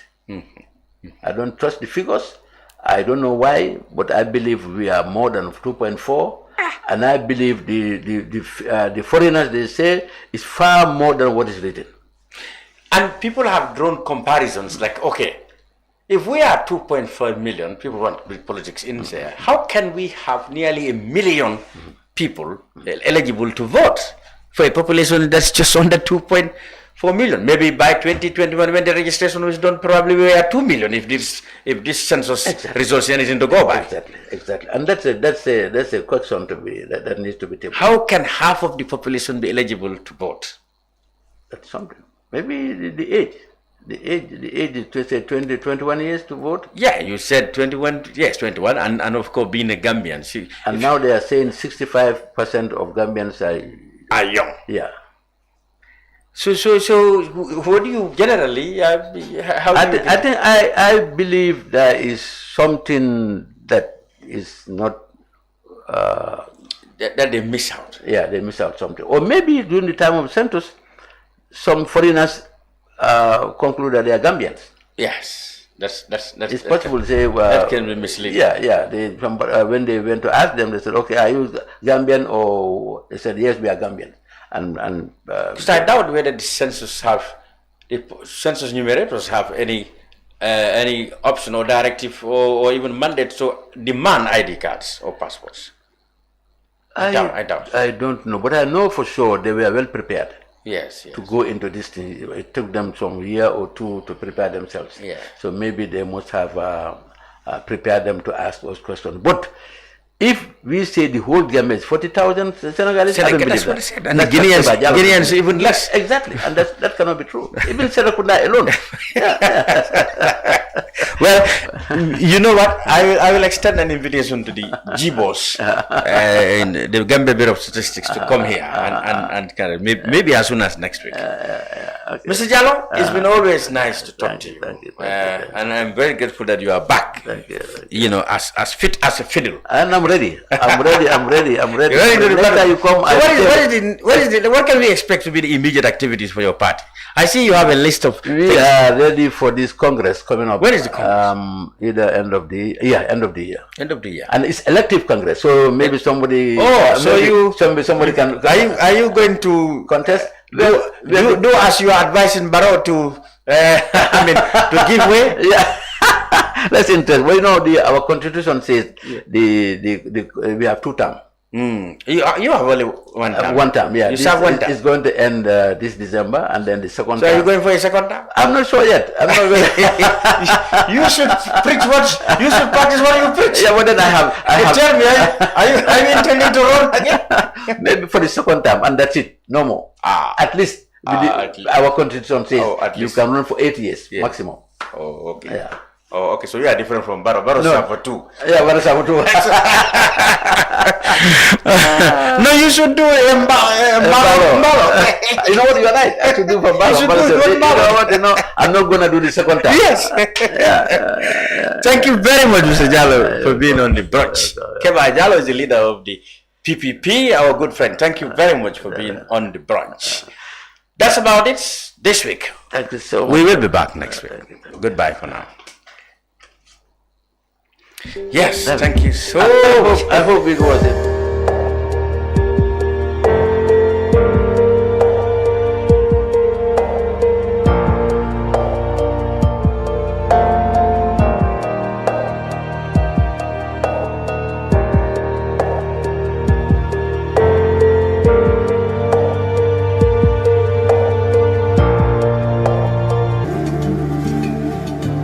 Islamic microfinance is becoming an increasingly popular mechanism for poverty alleviation, especially for developing countries around the world. This microfinance service adheres to the principles of Islam as a form of social responsibility. Yona Islamic Microfinance is the Islamic microfinance of choice in the Gambia, trustworthy and reliable. At Yona Islamic Microfinance, we provide savings products, current accounts, financing products in conformity with Islam. In addition, Yona Islamic Microfinance also offers local and international remittances, takaful fund, management of zakat, management of awqaf, trading and investment, and building of strategic partnerships to bring financial services to the doorstep of the poor with donor projects, madrasas, youth organizations, women groups, and farmer organizations. Make a choice with Yona Islamic Microfinance today. For more information on Yona Islamic Microfinance, call 377-2151 or 9832-151 or visit Yona head office at Tipa Garage, Bakote, or visit any Yona branch located countrywide near you. Planning to have an uninterrupted electricity and water supply from solar energy in the Gambia and beyond?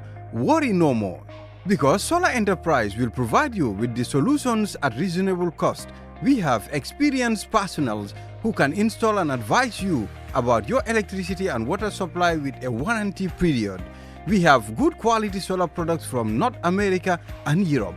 We provide services and sell products to individuals, organizations, institutions, private offices, communities, and government. These products are solar panels, batteries, charge controllers, inverters, water pump, water heaters, freezers, submersible pumps, and general solar accessories. Visit our stores at 48 Kareba Avenue and Brusubi Highway, or you can call us on 7657 479 980 8483 340 9400 or 635-9906. Jamano Money Transfer Bureau de Change, your go-to option when it comes to money transfer. With Jamano, you can send money from anywhere in the world to your family and loved ones in the Gambia and be sure the funds will be delivered to them within the shortest time possible. For your convenience, funds sent through Jamano Money Transfer can be picked from all the banks and multiple other financial institutions, including Ajib Bank, Trust Bank, GT Bank, Mega Bank, Basic Bank, Reliance Financial Services, and Approved Services. Visit our head office at Brusubi opposite AfricMed next to Trust Bank Limited, or email us at info@jamanomt.com. You can as well call us on 310-3050 or 310-3051, or yet still 733-0688. Our opening hours are 8 a.m. to 8 p.m. Monday to Saturday and 9 a.m. to 4 p.m. on Sunday. Jamano Money Transfer, your most trusted money transfer service where customer satisfaction is paramount. When you think of a simple, fast, and reliable money transfer, think Jamano Money Transfer.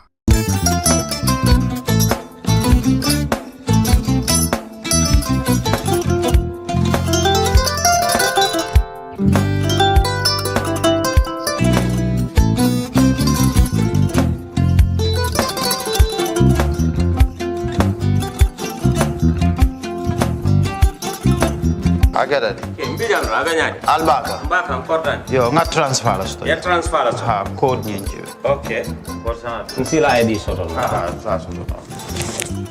Sorry. Agada Mbijano bro. Albaka. Mbaka. Bara alla service o tariaka. Mbale. Mo ki janna nun kunu bara tariaka. Janno mi yona forest de bureau. Gambia tonkon na lo mbali ya bere. Birim koyna fo katon. Bari si kodo kino katon nim fo bolong blabe. 56 branches mola soto Gambia jang. Ha? Gambia kono anin Gambia e bantala bankol. Nka kodo kiya bere. Kodo sifa fo falindiro fo nyaadi lafta memmen na kodi to poto nin kodi maraw. Jannom number 1 di nyonta. Andum fana nata anoda enterprise sotale. Wolam nyindi ko domorol fana kol fana be firale le dadi man domorol di fana beteat. Gambia dawda yalo ngam fa kendol sotale je. Wo moyo diat. Apelenta barka ba. Ni lafta nyelen kendol e bina. Yalo bukani la ko la barka ba. Yalo ndel chosano lo. Barka.